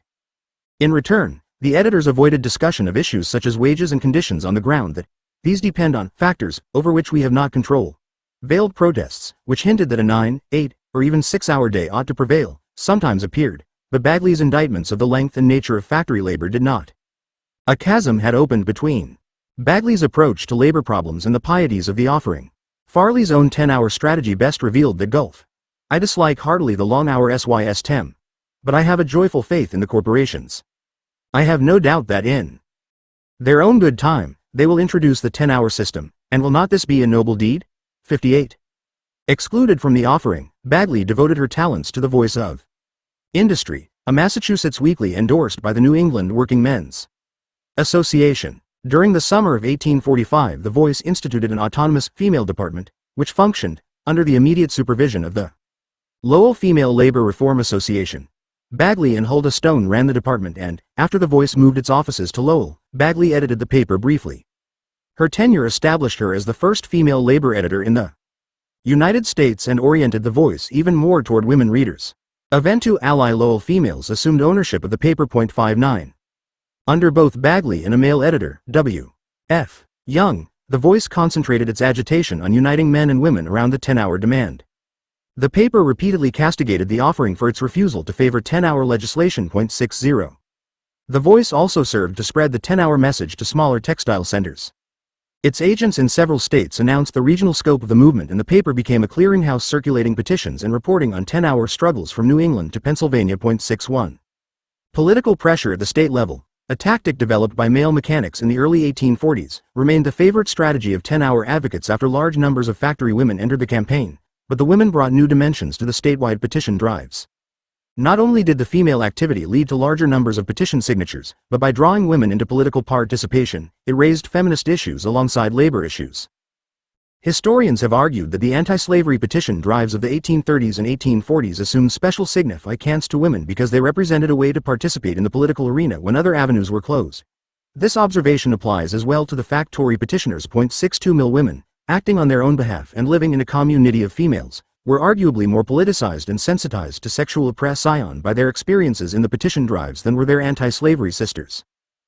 Although few of the working women made a quick transition into the middle-class women's suffrage movement, they did raise vital issues, such as equal pay for equal work, suffrage, and the rights of women to free speech, while demonstrating the potential political power of women by influencing elections even without the franchise. 63. The actions of state and local governments during the petition campaigns took factory women more deeply into politics. In Manchester, the largely female Labor Reform Association battled with the mayor and aldermen throughout much of 1846 and 1847 over the denial of rental of the city hall for a 10-hour rally. The women won the right to use the hall, but not before they wondered whether monarchical government prevailed in their city. 64. The Massachusetts legislature ignored the 10-hour petitions it received in 1845 on the grounds that many of the signers were female. The House Committee investigating labor conditions hoped that reticence among women might provide reasons to avoid holding hearings on the hours issue. Writing the organizers of the petition drives, the committee suggested that, as the greater part of the petty T1ers are females, it will be necessary for them to make the defense, or we shall be under the necessity of laying it, the petition, aside. The women defied a taboo on female public speaking and declared themselves in readiness to defend the petitions. Bagley led 6 women in testifying before the committee. Her defense of the right of women to speak suggests the extent to which the petition drives politicized the workers on sexual as well as on labor matters. For the last half a century, it has been deemed a violation of woman's sphere to appear before the public as a speaker. But when our rights are trampled upon and we appeal in vain to our legislators, what are we to do? Shall not our voice be heard? Shall it be to the daughters of New England that they have not political rights? 65. The hearings and subsequent committee reports and legislation provided fresh opportunities to organize 10-hour support. The Massachusetts legislature had given a prominent forum to Bagley and other activists who raised the question of the impact of long hours on health. The biggest 1845 petition contended that workers were toiling from 13 to 14 hours per day, confined in unhealthy apartments, exposed to poisonous contagion of air, and debarred from proper exercise. Further complaints held that time for mental discipline and mastication was cruelly limited, and the petition blamed long hours for the pain, disease, privation, and premature grave of many workers. 66. The committee report absolved the companies of blame, but admitted that the quality of air and length of breaks were not adequate. 67. So unsympathetic were the 1845 House and 1846 Senate reports that their authors became the objects of contempt of the organized women. The 1845 document, produced by a committee chaired by Lowell Courier editor William Schuler, gathered a small amount of data from pro-corporation sources before declaring the health of the mill workers to be good. The report also declared that in Massachusetts labor was on equality with capital and indeed controls it, that the fact that British operatives worked less hours than Americans was of no consequence, that a Massachusetts 10-hour law would close the gate of every mill in the state, and that any abridgment of hours would entail a reduction in wages. The conclusion of the 1845 document hoped for an amelioration of the long hours system with the progressive improvement in art and science, a less love for money and more ardent love for social happiness, but added, "The remedy is not with us." 68. Even the offering commented on the lack of respect shown the petitioners. The Voice branded the report a collection of lies, which systematically misrepresented the testimony of witnesses. When the Senate committee published its findings the next year, its conclusions differed little from those of the House, and Bagley dismissed the document mockingly as a capital report. 69. The reaction of the female labor associations to the 1845 committee hearings included an intensified commitment to political action. The 2,139 signatures on the Massachusetts petitions presented in 1845 had not represented an especially impressive total. Even in Lowell, where 1,151 women and men in a town of 25,000 signed, the offering could note that the petitioners were but a very small proportion of the whole number of laborers. By 1846 the petitioners numbered over 10,000 statewide, including the 4,000 to 5,000 names which followed. Bagley's on the huge petition from Lowell. The latter figure, perhaps a third of the city's women mill workers, is particularly noteworthy given the discrimination by management against any who circulated petitions on Company 70 premises. The Lowell labor reformers also initiated a campaign against William Schuyler's re-election to the legislature, branding the Whig committee chairman as a corporation tool. The Female Labor Reform Association pledged to keep him in the city of Spindles and not trouble Boston folks with him. The male voters responded to the agitation, and Schuyler lost for the only time in his political career. However, in 1846 Lowell's representative also failed to support the operatives' demand energetically, and after that year the 10-hour forces were unable to bring their case before the Massachusetts legislature's committee again until the 1850s. 71. In New Hampshire and Pennsylvania, mill laborers combined political pressure with a more frequent recourse to strikes and won passage of some 10-hour laws, albeit ineffective ones. Centered in Nashua and Manchester, the New Hampshire movement began at the close of 1845. By the summer of 1846 10-hour petitions circulated by the reform associations received a hearing before the New Hampshire legislature. But the legislators received the bill with little more sympathy than had those of Massachusetts. In New Hampshire, Daniel Clark of Manchester filled Schuyler's role as the chief spokesman against the operatives. Clark, terming the petition organizers lazy devils, feared that, if workers received an hour's break at dinner, they would begin wandering about the town and singing and dancing about the mills. Like Schuyler, he drew the wrath of the Labor Reform Association, especially in Manchester where the organized women dreamed, should we be allowed to vote next year, Daniel will surely be kept at home. 72. Lacking the vote, the women considered other tactics. Their leader, Mehitable Eastman, intimated strongly that strike action would be necessary. Eastman, who like Bagley was an 8-year veteran of mill labor and a fine public speaker, asked, "What can the operatives do to reduce the hours of labor?" She answered, "What cannot the operatives do? Our oppressors well know our strength. Ask the capitalist, if you please, what the operatives have done for him. Then he will ask what cannot we do for ourselves." 73. In 1846 the beginning of Nashua's lighting up period of night work coincided with a meeting of the New England Workingmen's Association in that city. The association, now largely female, heard Eastman speak, passed 10-hour and anti-blacklist resolutions, and voted to change its name to the Labor Reform League. The week's real drama came on Wednesday evening when about 2/3 of the Nashua Corporation's women workers, along with some from the Jackson Corporation, refused to work after dark. The overseers locked the factory gates and confined the women in the mill yard until the evening bell rang. Nearly 1,000 persons surrounded the gate. The crowd included male machinists whose signs read, "No lighting up." A constable's attempts to read the riot act went unheeded beneath the chants of the assembled workers. The strike did not carry its demand, but few of the strikers lost their jobs and male Mechan ICS won a concession in the form of shorter hours with reduced pay. 74.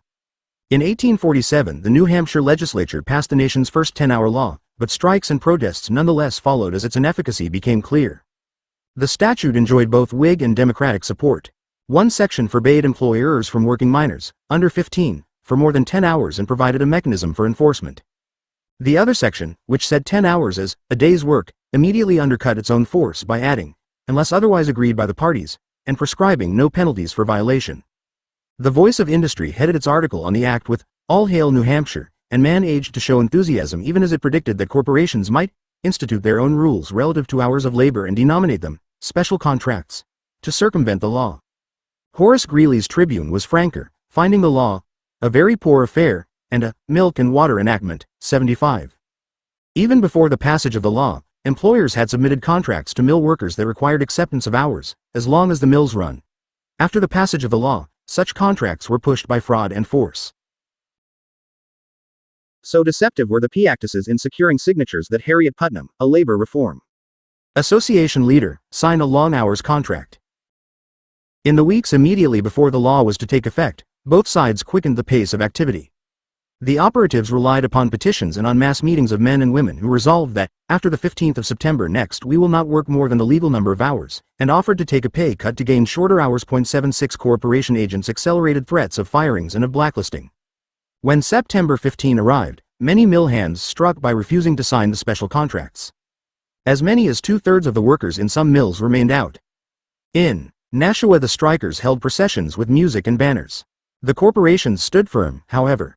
10-hour advocates complained about men so emphatically black-hearted as to blacklist an operative for exercising a right conferred by statute, but the law was not decisively on the laborers' side. Eventually, the mills were once again filled with farmers' daughters and with an increasing number of Irish immigrants. A law passed in Maine during the next year proved no more efficacious. 77.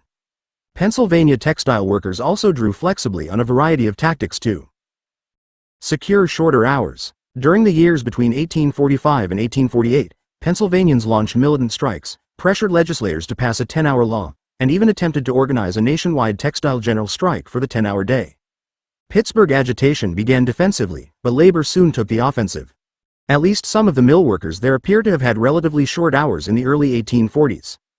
While Lowell's mills operated until 7:30 p.m. 8 months per year, Pittsburgh area factories quit at 6:45 p.m. until 1843, when an hour per day was added with no increase in pay. A brief strike against the extension failed, but in 1845, as news of the stirrings in Massachusetts reached Pennsylvania, operatives from Allegheny City joined women from Pittsburgh in a June 16 mass meeting demanding the 10-hour system. The 5,000 demonstrators received a communication from 5 manufacturers who had no hesitation in saying that they believe it entirely impracticable to adopt that system here, whilst in places the 12-hour system is continued. On September 15, thousands of laborers, mostly women, struck for shorter hours. A strike meeting, described by the Pittsburgh Ariel as containing 5,000 of the pretty girls in bone and sinew of Allegheny, CJITY and Pittsburgh, elected a 6-person strike committee, half female. The meeting also organized strike support on a ward-by-ward basis. 78. For nearly a month the strike remained solid, buoyed by nocturnal processions and ward meetings. When necessity began to cause a few, as one account has it, perhaps not 2 in 100, of the hands to return to work, women acted to defend the strike. Their roving pickets shut down 4 reopened factories in a single day. The circumstances surrounding the closing of the 4th mill were vividly preserved by a Pittsburgh Journal reporter, describing what he called the Battle of Blackstock's factory. On their arrival, women pickets, saluted the enemy with 3 shouts of defiance, and a universal flourish of sticks and bonnets. They moved forward in a solid column of attack, on the principal gate of the fortress. That is, the pine gate of the yard. In a moment the gate was forced open. But the defenders were determined, and the assailants were thrown back and the gate again closed. A second time the assault was made with a similar result. With the women's third push, the last of the reopened factories fell. Male operatives only stood by as reinforcements, the police and mayor watched. However, within another week, impoverished and threatened with the arrest of male leaders, the strikers returned to work under the old system, or perhaps a slightly longer schedule. 79. Beaten, the Pittsburgh laborers were hardly bowed. When quizzed as to whether the end of the strike spelled the end of the 10-hour demand, one of the labor leaders answered, "Certainly not," citing arrangements for continuing the warfare of meetings, associations, etc., reacting to the employer's contention that the 10-hour system could not be established in any one area. The workers improved their contacts with operatives eastward. Lowell's labor literature circulated in Pittsburgh while the Voice of Industry gave coverage to Pennsylvania's 10-hour struggles. 80. The strategy on which organized textile workers from Pittsburgh and some New England mill laborers agreed was that advanced by John Cluer, a British immigrant weaver. Cluer, a temperance agitator, land reformer, and 10-hour advocate, brought tactics learned in the English Chartist and 10-hour movements. By the end of 1845, the year in which he arrived in America, Cluer had become a spokesperson for the New England Workingmen's Association and had developed a tripartite plan for securing the shorter day. The plan's first stage involved convening a meeting of workers and manufacturers to agree upon a program to reduce hours. If such a convention failed, the next step was the renewal of petition drives. Should neither of the first 2 tactics succeed, the third part of the plan was to take effect with the organization of a July 4 general strike. The Pittsburgh workers proposed July 4, 1846, as the date for such a strike to declare independence of the oppressive manufacturing power. The Manchester Labor Reform Association concurred in December 1845. 81. The Cluer plan, like its author, curiously combined strength and weakness. Its biggest asset was the choice of July 4th as the target date. Identification with the revolutionary and republican tradition remained strong among male craftsmen.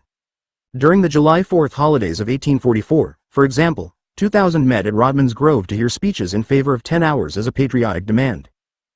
One minister won the crowd's approval by observing that shorter hours were a part of the Declaration of Independence, the pursuit of happiness.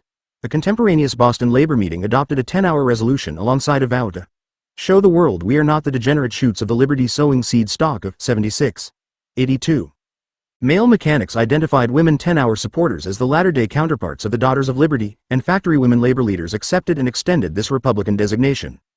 Bagley claimed a place alongside the heroines of the Revolution for the females of the movement. However, the labor women took a more leading role than had their revolutionary sisters. They broadened patriotic rhetoric to make it cover the rights of working women. 83 Octavia, a New Hampshire correspondent, measured her situation against Republican values, adding a heavy dose of irony. What a glorious privilege we enjoy in this boasted Republican land, don't we? Here am I, bestowing just half of all my hours including Sundays upon a company for less than 2 cents an hour. The Kluwer plan had an appeal among those female workers who took the advice of the voice of industry and questioned why there is so much want, dependence and misery among us, if forsooth, we are freemen and freewomen v. But problems vitiated the Republican strengths of the Kluwer plan. Employers showed little or no interest in attending the meetings prescribed by the plan's first stage. Moreover, many labor leaders, especially in influential Lowell, continued to prefer legislative pressure rather than a general strike. Demonstrating that legislative avenues were exhausted was difficult, and disunity on this matter, along with communication problems, ethnic divisions, and the continued sway of mill paternalism, rendered a strong strike unlikely. The plan's association with Kluwer also served to discredit it after William Schuller began to publicize embarrassing details concerning the English organizers' past.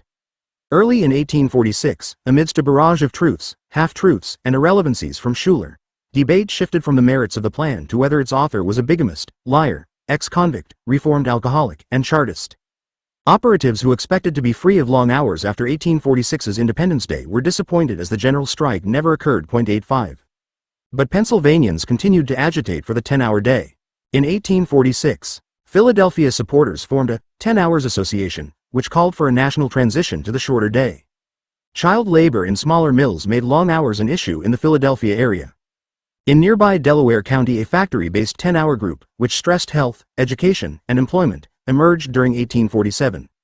Throughout that year, spurred by the examples of 10-hour legislation in New Hampshire and Britain, the Philadelphia and Delaware county organizations joined with others in pushing for a 10-hour law.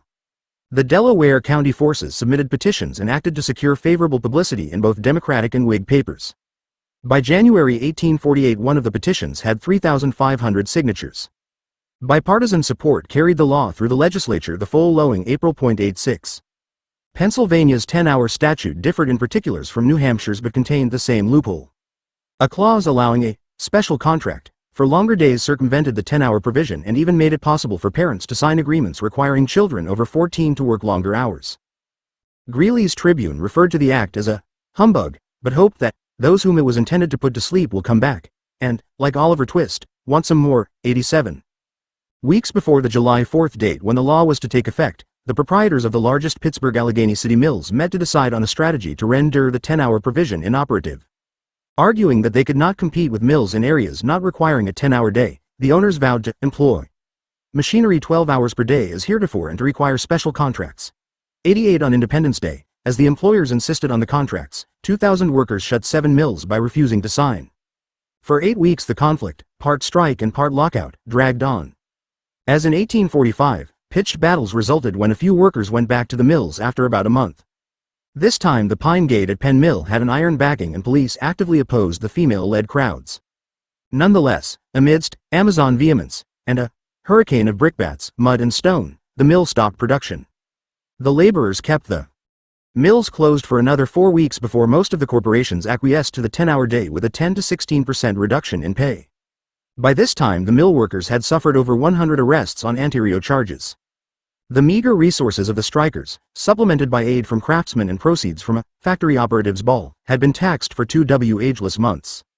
Most of the mill hands accepted the wage cuts and rejoiced that victory number 1, the 10-hour day, had been 89 on. In the Philadelphia area some factories also switched to the 10-hour system. However, a 3-week strike at the largest textile mill there failed to stop wage reductions for those not choosing a 13-hour day.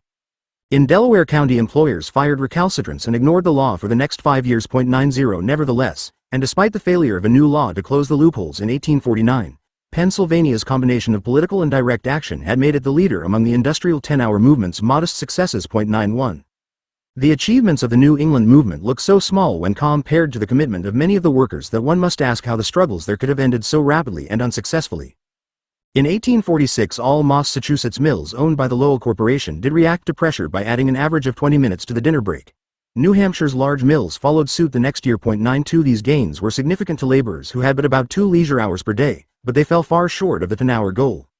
By early 1847, the New England movement fell into disarray. The Lowell Association lived up to its motto of "Try again," by attempting to organize on new lines.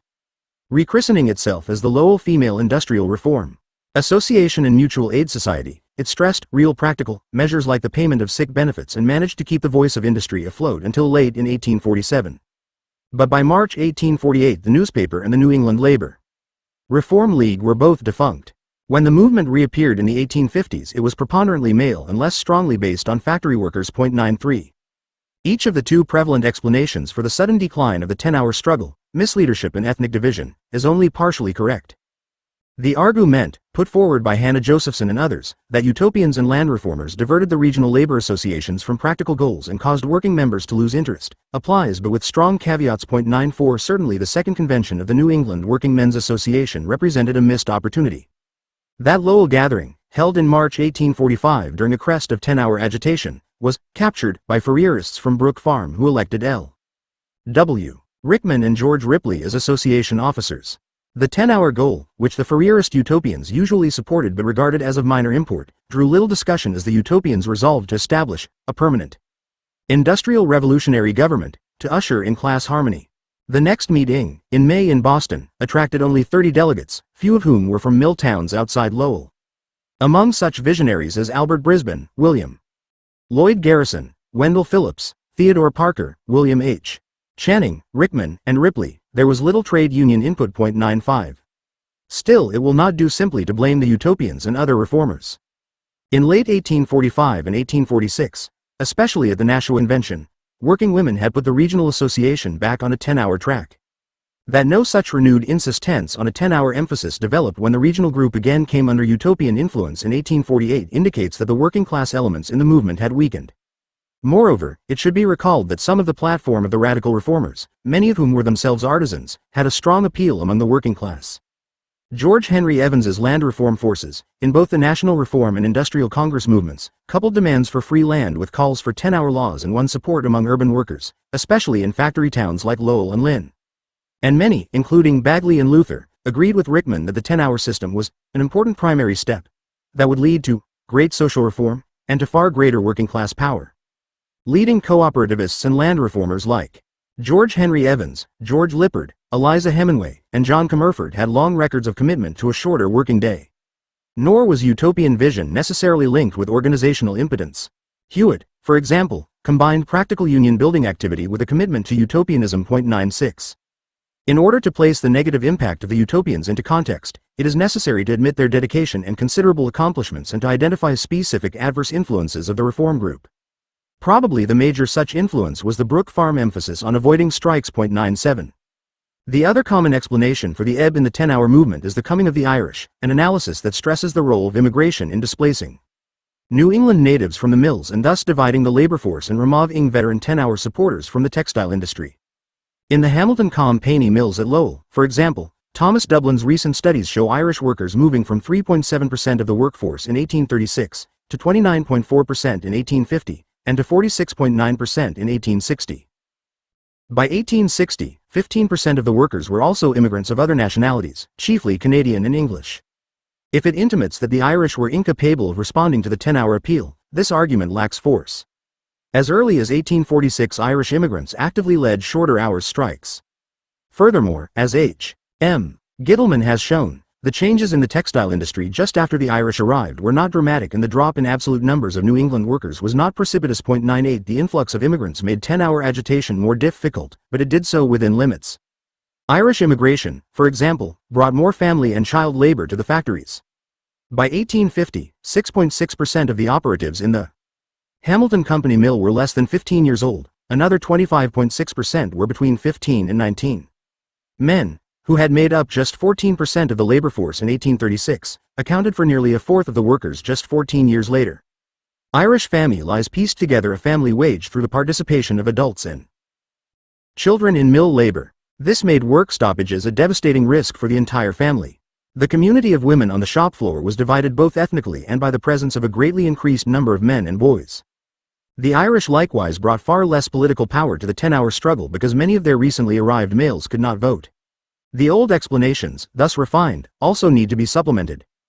The 1848 to 1851 period was one of serious depression in New England industry.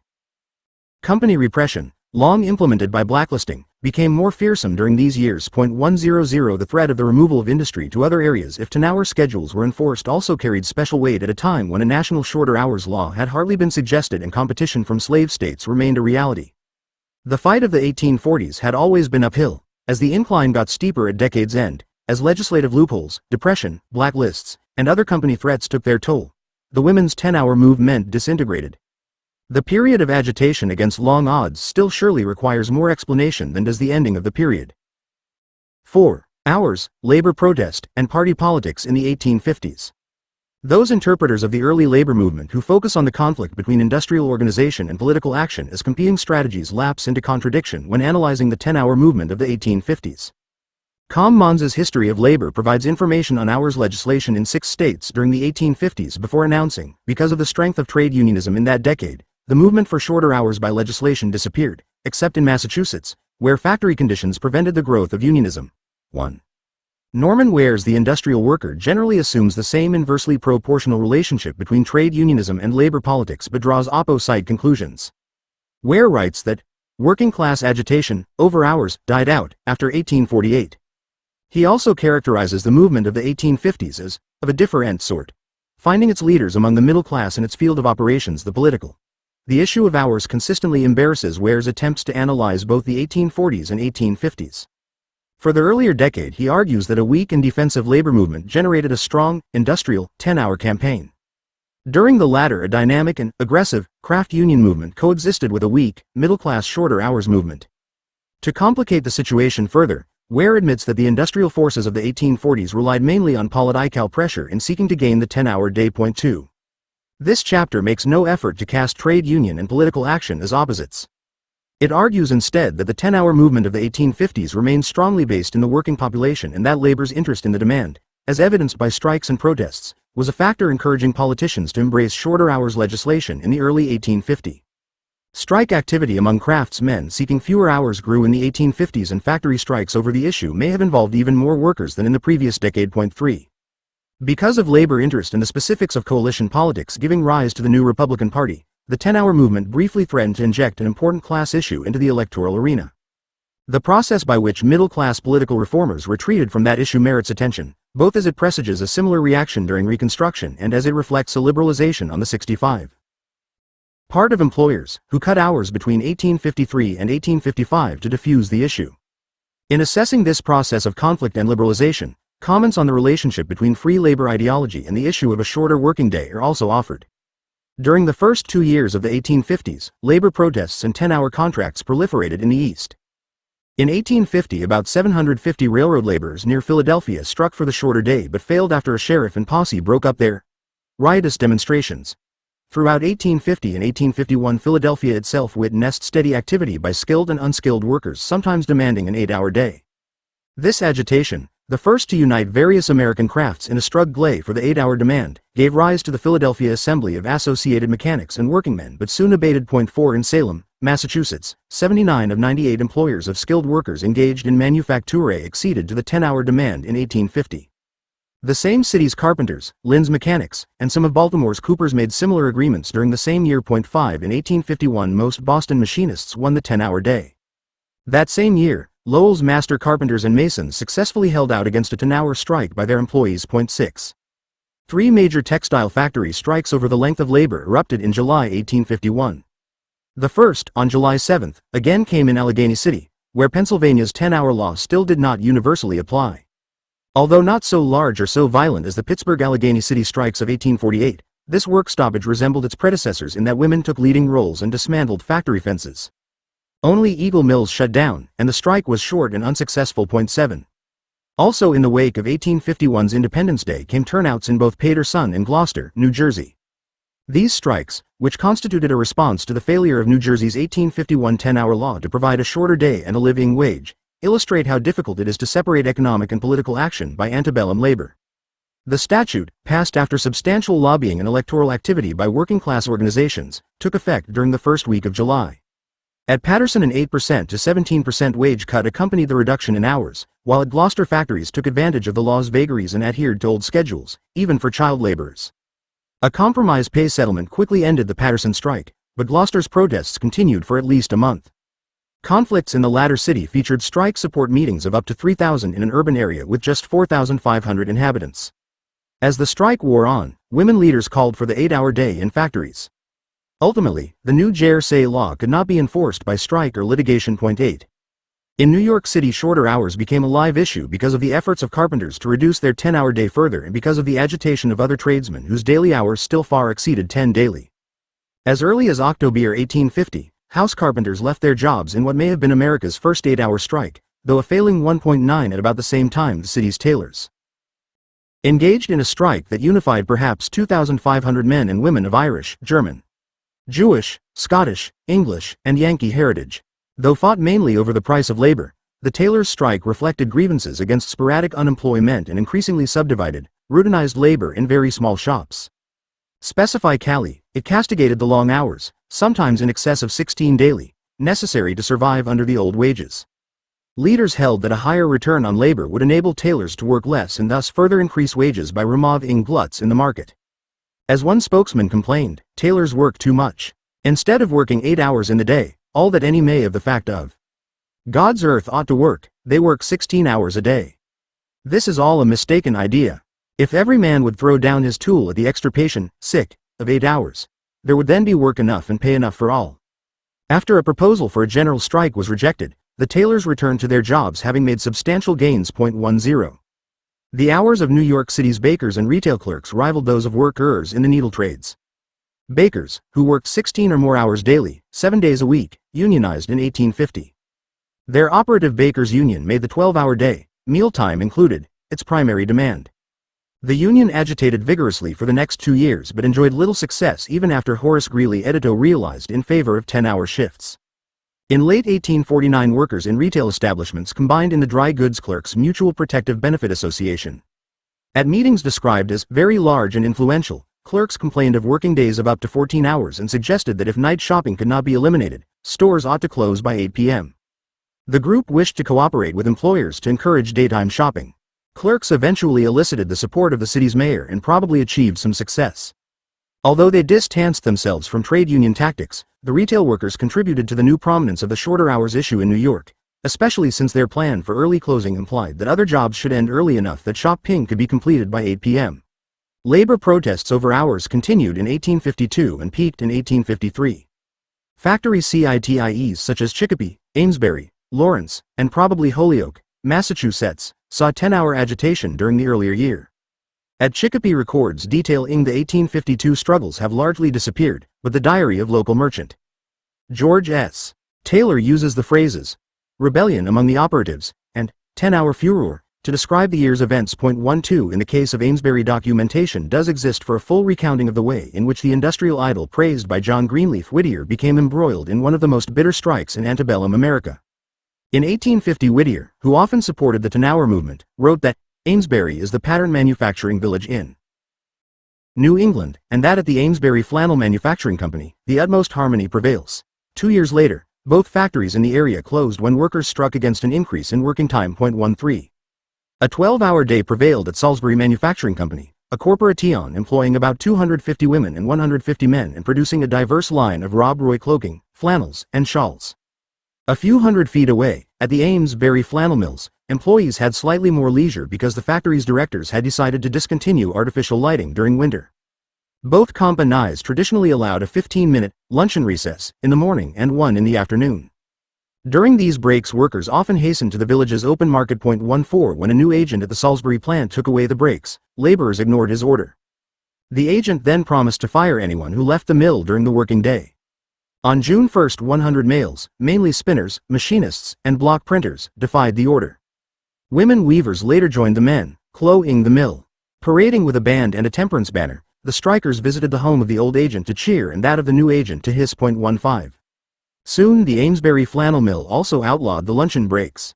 By July, employees of both mills were on strike and large crowds picketed the factory gates to berate strikebreakers, some of whom were Irish immigrants.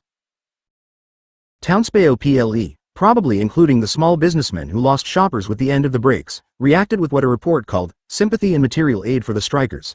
16 When anti-strike overseers held meetings on the Sabbath, community support increased. The local paper opposed the corporations.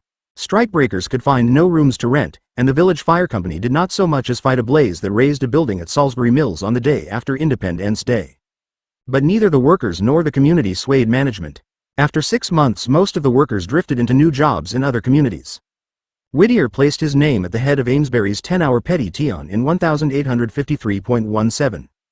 Late in 1852, strikes briefly thrust forward the political issue of hours when the federal government attempted to begin work at the Charlestown, Massachusetts, and the Washington, D.C. Navy Yards an hour earlier than usual. In Charles Town, the Secretary of the Navy's directive caused a strike of 300 mechanics and laborers in the shipyard. Within 2 days, the government relented. The Washington, D.C. work stoppage carried its demand more quickly. The diary of Michael Shiner, a worker in the yards, best records the events there. On the 1st of December 1852, on Wednesday, an order was sent down from the Secretary of the Navy to go to work at sunrise, and on the morning of 15 the bell rang and all the men were at the gate, and out of 500 men there were no more than 20 men that carried out that order, and before 12 o'clock that same day an order came down countermanding that order, and all the mechanics and laborers went to work at their old usual hours. 18 Federal investigators soon complained that in some Navy yards the daily hours of labor in winter had fallen to 7.19. By 1853, the 10-hour forces in manufacturing had recovered somewhat from the 1848 depression, and among skilled tradesmen the demand was as much agi taught as it had been since 1835. About 100 men and boys at Lowell's Mechanic Planing Mill won the 10-hour day after a week's strike, and a third of the city's machine shop employees also went out with at least partial success.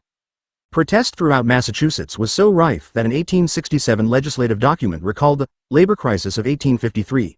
Trade agreements in Worcester made the 10-hour day all but universal there. In Boston, several announcements regarding employer adoption of the shorter schedule appeared in the city's press in April, alongside news of a successful 10-hour strike by 500 cordage makers. Shipwrights in private yards in the area signed contracts reducing hours to just over 8 daily on repair work, and some clerks worked nearly as short a day. 20 Nationally, wages constituted the most common issue underlying union organization in 1853, but hours struggles were also widespread and were a special bane to employers. Hunt's Merchants magazine deprecated organizations, combinations, and strikes, which it saw as infecting almost every branch of industry in 1853.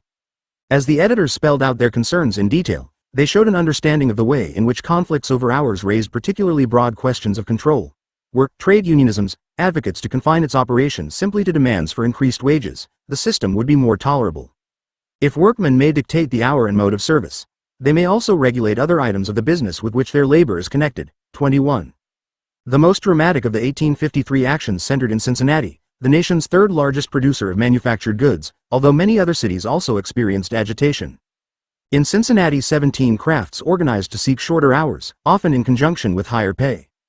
In some cases employers simply acceded, but several successful strikes are also recorded, including one by day laborers against their 12-hour shifts.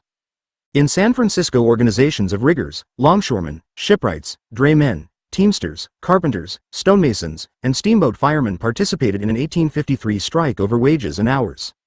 Longshoremen in that labor-short city won a 9-hour day after striking. 22 Pennsylvanians working in textile factories at Media and Rockdale signed agreements providing the 10-hour day and celebrated by sending 2 representatives to New England to encourage unionism and shorter hours. Central New York iron molders made 10-hour agreements in 1853 and, during the first week of 1854, sawmill workers in Petersburg, Virginia, struck against an increase in hours and won after threatening to ride their employer out of town on a rail. 23. Such trade union activity in support of shorter hour demands during the first 4 years of the 1850s has been little noticed by historians, but it forms a backdrop against which the subsequent political movements for the 10-hour day must be studied.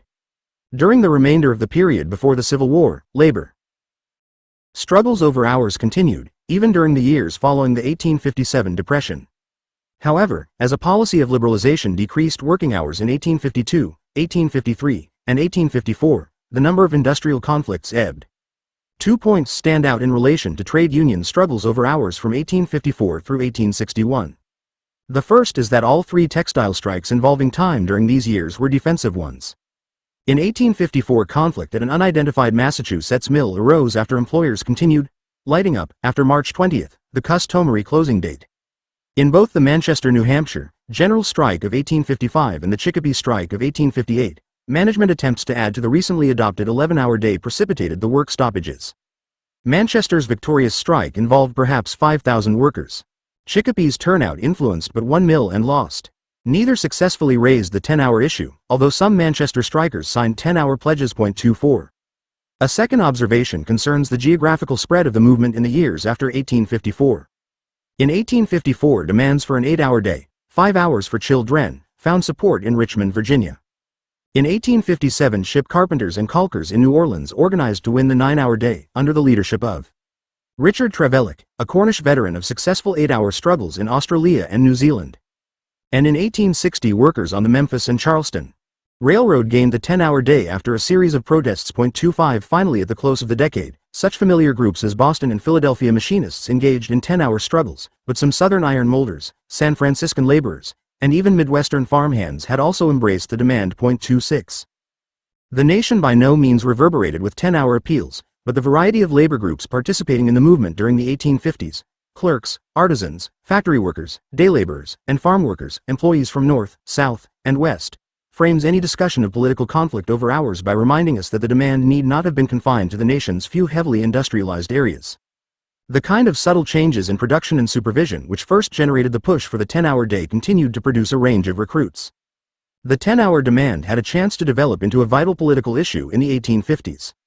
The political context of the campaigns for 10-hour legislation in the early 1850s included the breakdown of the Second American Party system and the testing of new alignments and coalitions. Both the Democrats and Whigs split and weakened largely in response to sectional issues. From 1848 until 1854, forces from both parties coalesced in each election around platforms based mainly on free soil and opposition to the spread of slavery into the territories. By 1854, anti-slavery and modernizing elements from both the old parties had forged the Republican Party and had begun to elaborate for it an ideology based on free labor and free soil, on opportunity for social and geographic mobility within a nation committed to capitalist expansion without the formation of a large permanent proletariat. 27. The decline of party unity and the maturation of Republican sentiment generated opportunities for the political 10-hour movement. At the state level, DV scions in the parties made pressure groups, which could deliver a block of votes around the issue of hours, a greater factor in the outcome of elections. Also, the various free soil and Republican groupings brought together many politicians who had been most receptive to the 10-hour idea within the old parties. For example, Van Buren, the single politician most identified with shorter hours because of his presidential directive on the subject, led a celebrated split of New York Democrats into the free soil ranks in 1848. In Massachusetts, Marcus Moore Tun, associated with the shorter hours movement since 1840, joined a free soil schism from the Democracy. 28. Many free soil and Republican ex-Whigs were among the few members of the Whig Party who had supported 10-hour reform. Most prominent was Horace Greeley, who consistently backed the reform after the mid-1840s, arguing that it had extended the concept of the protective tariff to shield workers as well. The support given by the Southern anti-slavery ex-Whig Cassius M. Clay for 10 hours legislation is even more striking. 29 Among the many other prominent politicians who combined support for 10 hours with participation in a free soil party were Charles Skelton, Charles Sumner, Benjamin Butler, Nathaniel Banks, George Boutwell, William S. Robinson, Henry Wilson, and Alvin Beauvais. Democrats, who had traditionally given the 10-hour measure the small support it enjoyed in politics, were still backers of the demand in some states. But free soil and coalition politicians came to push 10 hours more vigorously, especially in Massachusetts. 30. In this atmosphere, the spread of the political shorter hours movement was dramatic. By 1855, legislative bodies in at least 14 states considered the subject. New Jersey, 1851, Rhode Island, 1853, California, 1853, and Connecticut, 1855, emulated New Hampshire, Pennsylvania, and Maine by passing ineffectual 10-hour laws in the early 1850s. Georgia legally reaffirmed that the working day for whites under 21 years old should be, from sunrise to sunset, the usual and customary time for meals being allowed. In 1853.31 New York rejected a 10-hour law the same year but provided a 10-hour day for public employees. In Massachusetts, where advocates of legislation to reduce hours continued to insist on a law with teeth, debate and committee hearings on the question became almost annual. 32. This proliferation of legislative activity over the length of the working day suggests, as did the many strikes of the early 1850s, the possibility that the issue might have become a significant one in national party politics. However, the mid-DLE class ideology of the political reformers meant that the debate over hours would be shorn of its more radical implications, especially those regarding control over the labor process and the realization of value for one's work. Moreover, with the liberalization of hours between 1852 and 1855, with the decline of labor action over hours, and with the heating up of North-South tensions, the reform forces lost interest in 10-hour legislation after 1855. By no means did all of the Free Soil and proto-Republican ideologues support shorter hours, but, for the first time, the party politicians who did eclipsed radical artisans and operatives as the most prominent public spokespersons for the 10-hour idea. In their attempts to graft the struggle for legislative limits on hours onto the shared system of middle-class political precepts, which Eric Foner has termed free labor ideology, the reform politicians produced a limited, contradictory case for cutting the length of the working day. Republican ideology, with its emphasis on the sanctity of the wage bargain and on the absence of government intervention in that arena, clashed with the proposal for the state to regulate hours at a basic level. Specifically, the free laborites ignored two sides of the 10-hour demand. On the one hand, labor's persistent demands regarding hours suggested that many workers did not totally share a faith in social mobility. If most believed, with Republican Senator Zachariah Chandler, that a young man goes out to service, to labor if you please to call it so, for compensation, and soon he becomes himself an employer of labor, interest in shorter hours would have been small among those who sought only to accumulate capital and then to employ laborers efficiently. 33 Nor did the record of agitation for shorter hours support the analysis, central to free labor ideology, that all producers, including small businessmen, farmers, and master craftsmen, belong to a laboring class. While this conception of class did run through both the labor movement and the larger society, 10-hour struggles undercut it by driving a wedge between employing masters and journeymen. 34. Most of the politicians supporting hours laws confined their reforms to workplaces run by corporations and eschewed reference to class in their arguments. Unlike earlier labor spokespersons, the politicians of the 1850s saw capital and labor as in harmony. While few followed Greeley in viewing the 10-hour law as the protective tariff for workingmen, many argued that such legislation would redress the imbalance caused by laws allowing corporations to be chartered. This stance, characteristically Jacksonian, recurred often and sometimes sounded a bit tear-note against corporations not restrained by human sympathy. 35 But more revealing were the passages which repeatedly promised that shorter hours themselves will harmonize with the true interest of the manufacturing capitalist and employer, by increasing productivity. This theme became nearly an obscene scion in the legislative hearings of the 1850s as example was piled upon example to show that the 10-hour standard was profitable. 36. While the struggles in several states did open the way for professional politicians to emerge as spokesmen for the 10-hour movement, the situation was fluid. As the major parties disintegrated and factions tested new alliances, extra-party organizations, sometimes strongly based in the working class, organized political 10-hour campaigns. The weak agitation in Wisconsin stemmed from the efforts of the National Reformers, a small land reform group led by the longtime radical labor activist George Henry Evans. In New York, the Industrial Congress, another Evans-influenced group with a base among craftsmen, helped keep the 10-hour demand before the legislature. 37 Far more significant were the lobbying activities of the Workingmen's Association of Trenton, New Jersey, and of the 10-hour state convention in Massachusetts, which together serve as a barometer of the potential of hours to shape the new party system. Since 1847, a Trenton organization had fought for laws to protect labor in New Jersey. Heading the list were a 10-hour law for adults, an 8-hour statute for children, and a related proposal to fund public education. After 1848, when the Friends of the 10-Hour System formed a broader group known as the Workingmen's Association of Trenton, mass meetings which called for shorter hours laws occurred regularly in that city. When the 1850 state legislature failed to act on any of its favored planks, the Workingmen's Association called for formation of workingmen's clubs throughout the state. A state convention, independent of the major parties, loomed and many debated the wisdom of a labor slate in the 1851 elections. 38. Both the Democrats and the Whigs courted the New Jersey labor vote in 1851. The 10-hour law found expression in the Democratic platform, and Charles Skelton, a shoemaker and leader of the Workingmen's Association, won the party's nomination for Congress from the Trenton area. The Whigs supported free public education and a plank, regulating the hours of labor in manufactories and protecting children working therein. The Workingmen's Association also quizzed individual candidates who overwhelmingly assented to each proposed reform. A Democratic victory sent Skelton to Congress and resulted in the enactment of much of the Workingmen's Association program by the New Jersey legislature. While the state's 10-hour law, passed in 1851, lacked provisions for enforcement, it was nonetheless one of the period's stronger statutes. Because it contained no provision for special contracts, strikes to make the law apply, such as that at Gloucester, could therefore rally public support by arguing that employers were in violation of the law. 39. Massachusetts, according to the historian Henry Farnham, remained the storm center of the 10-hour movement. Party lines there shifted in response to proposals for shorter hours, as well as to debates over slavery and land policy. From 1850 until 1856, no session of the state legislature passed without debate on 10-hour legislation, and in 1850, 1852, 1853, and 1855, House committees made extensive reports on the question. 40 From 1850 until 1853, the proposed law bound Free Soilers and Reform Democrats together in a coalition party which successfully challenged Whig hegemony in the factory towns of eastern Massachusetts. In 1853, this coalition, backed by over 10,000 petition signatures, pushed a strong 10-hour bill through the House and narrowly missed winning the Senate vote. The 10-hour state convention, an extra-party pressure group that included some factory women, marshaled support for the legislation with large local and statewide meetings. Only after liberalization that brought an 11-hour day to the largest textile mills did the 10-hour storm abate and ethnic issues come to dominate the state's urban politics. 41. Coalition politics between Democrats and Free Soilers began in 1850 when the former party endorsed the platform of the latter at the state level. Early the next year, the two parties combined with conscience Whigs in the legislature to elect a Democratic governor, a Free Soil president of the Senate, and a Democrat CWM Free Soil Speaker of the House.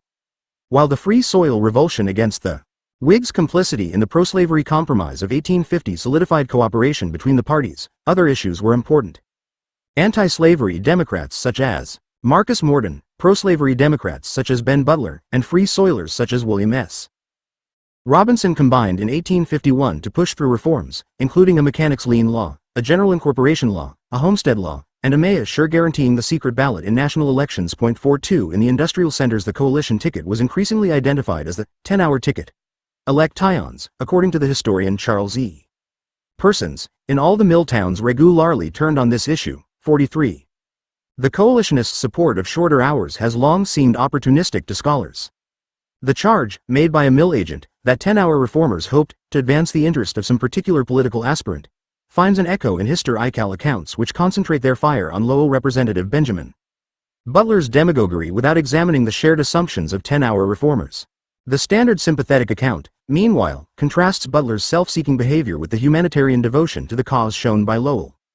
American editor Robinson and by James Stone of Charlestown. 44 In fact, differences of style aside, Butler, Robinson, and Stone shared the middle-class reformers' approach to the issue of hours, an approach that helped both to raise and to shelve 10-hour legislation.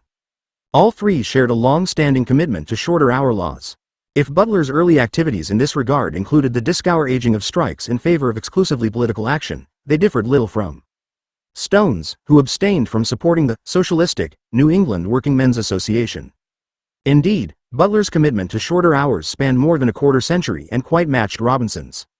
The coalitionists did stress 10-hour laws selectively, mainly in factory towns, but they are best described not as opportunists, but as reform politicians generally adhering to free labor ideology. 45.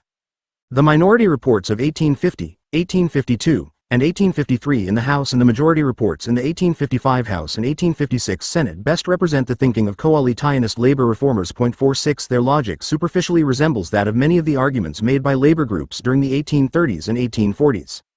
The 1850 report, for example, copiously quotes Drive Josiah Curtis's Public Hygiene of Massachusetts, a moderate 1849 presentation to the American Medical Association documenting the ill effects of long hours. Reports also frequently adverted to child labor and to the effect of long hours on education. 47 Massachusetts's legislative committees, like the activists of the 1830s and 1840s, also frequently referred to the example of Britain and even the Kingdom of Prussia, the Swiss Confederate, and several of the German states. in reducing hours. 48 Proposals for a grad UAL transition to the 10-hour day drew directly on the British example. 49.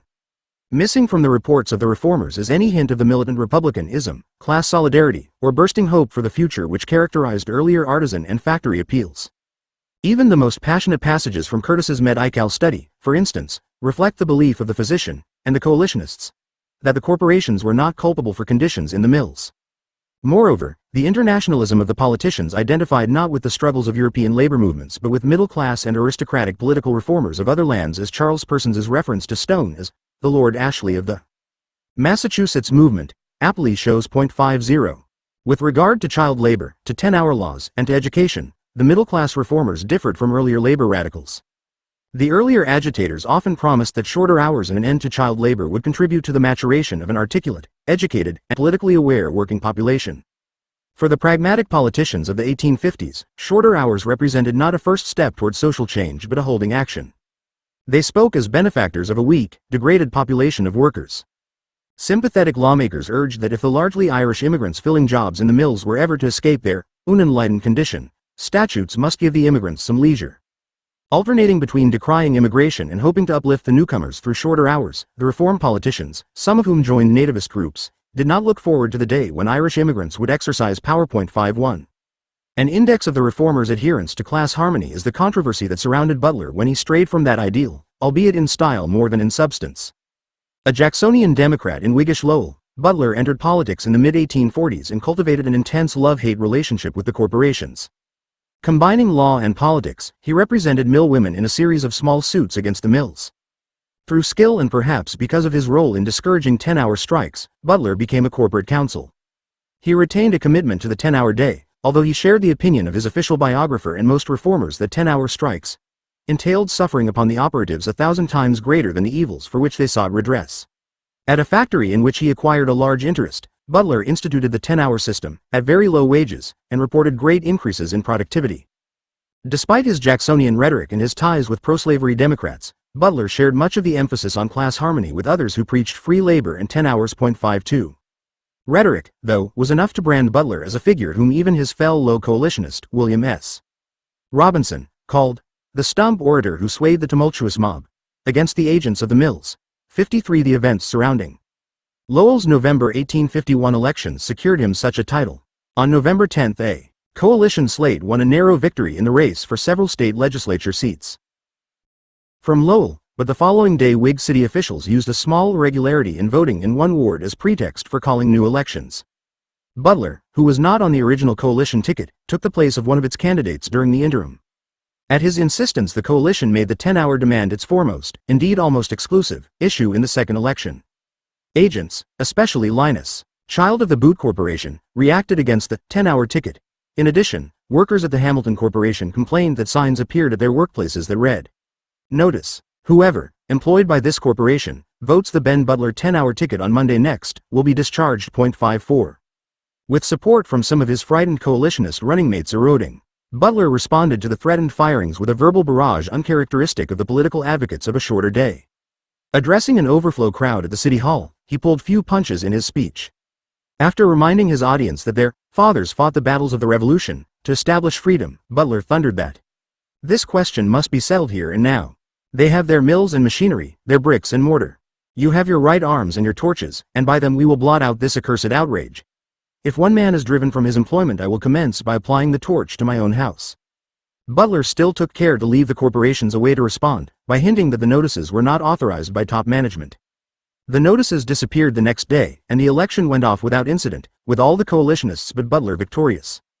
Thus ended a rare burst of militant talk from one leading coalitionist. 55. The point of a critical examination of shorter hours arguments of the 1850s is not to suggest, as Ware does, that political struggles replaced economic ones or that reformers diluted working-class demands beyond recognition.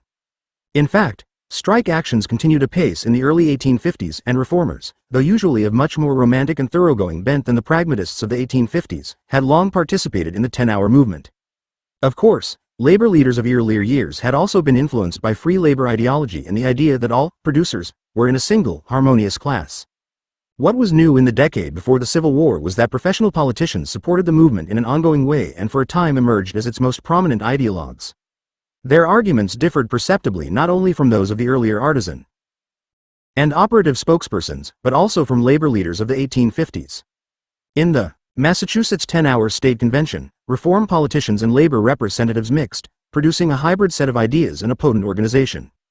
The 10-Hour State Conventions emerged from meetings of the New England Industrial League, a small organization that supported a broad range of social reforms. The League's October 1851 meeting proposed a convention to concentrate on the single issue of hours. In January 1852, the first such convention met in Boston. 7 months later, a second convention drew 196 delegates from 16 cities.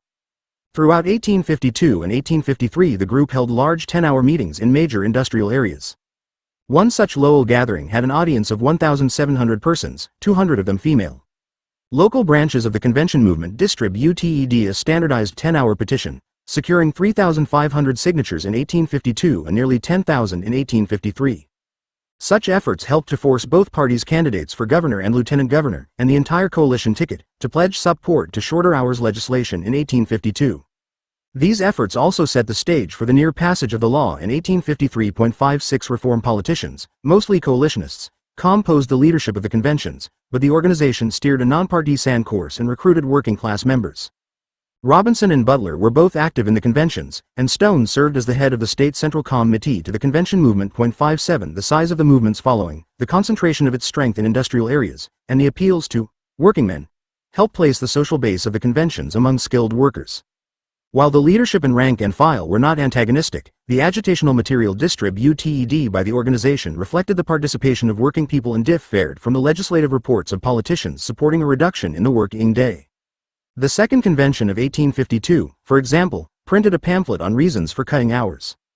In it were passages, probably reflecting the participation of shipwrights working 8-hour days, warning that 10-hour laws must not be construed as a sanction for extending the hours of those working shorter days. The religious language common in the 1830s and 1840s also reappeared. If it be God's will to abridge man's daily labor, we ought cheerfully submit and say, Thy will be done. 58. More importantly, the pamphlet broke with the doctrine of class harmony by acknowledging that shorter hours favored employees more than employers. Under the heading, Diminution of Hours Increases Wages, the pamphlet argued that in jobs requiring only manual labor, workers would achieve the same production on a 10-hour shift as on a longer one, but in employments using machinery the reform would be equivalent to diminishing the supply of labor, and would thus drive up wages. More jobs would also open, since more mills and more machines would be necessary to maintain production. These new demands for things produced by labor, the pamphlet promised, will enhance wages still more. This new position, which won his Tory terms the trade union argument for shorter hours, evidences perception of ongoing class conflict by at least some of the convention movement's members. 59. If other states did not share with Massachusetts the hope that an effective 10-hour law might pass in 1853, the issue was, as discussed above, popular elsewhere. The failure of any national party to embrace shorter hours and the decline of the movements in the states after 1855 therefore deserve explanation. The argument, advanced by several scholars, that anti-slavery and other sectional issues pushed the labor question into the wings is not a full explanation. After all, the 10-hour movement had thrived through the years of sectional division after the Compromise of 1850.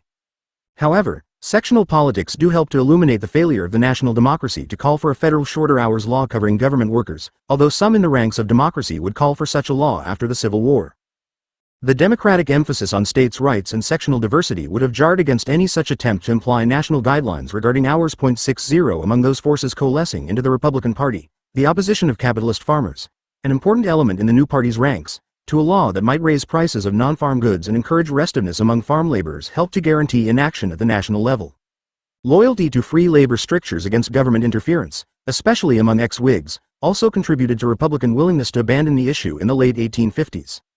Again, the slavery question played a role by encouraging Republicans to mount a defense of free labor in the North and not to dwell on long hours. 61 However, a strategic liberalization of working hours by employers between 1852 and 1855 surely was as crucial in assuring that the question would be dropped in state politics and would generate no labor wing in the Republican Party. George McNeill later wrote, in 1853 11 hours was adopted in many parts of the country as the workday, apparently for the purpose of heading off the 10-hour movement. 62 Although his tone is too suggestive of conspiracy and his dating too precise, McNeill's statement holds in its outlines. According to computations made from figures in the 10th census, The average working day for reporting cotton factories fell from 11 hours and 53 minutes to 11 hours and 27 minutes between 1850 and 1855. Most of the changes came between 1852 and 1855, the years in which reforms in textile mills in Lowell, Lawrence, Chicopee, Manchester, Salem, Newburyport, Rockdale, Fall River, and other towns in New Hampshire, Connecticut, Pennsylvania, Massachusetts, Maine, Delaware, Rhode Island, and Maryland were all made. 63. The large cotton corporations set the pattern for the northeastern industry, and they, at least, acted in a consciously political manner. In September 1852, during the campaigns for state elections, factory machine shops in 5 major Massachusetts industrial towns lowered the number of daily working hours to 11. Historian Constance McLaughlin Green observes that voters were tossed a sop with the reform. In those parts of the milk using mainly women who could not vote, no lessening of hours generally took place. When hours réduction became more popular in 1853, the larger corporations again granted a pre-election concession during the next year. This time, with Lowell and Lawrence mills setting the pace, they set slightly over 11 hours as the daily schedule for all operatives and granted an early Saturday closing.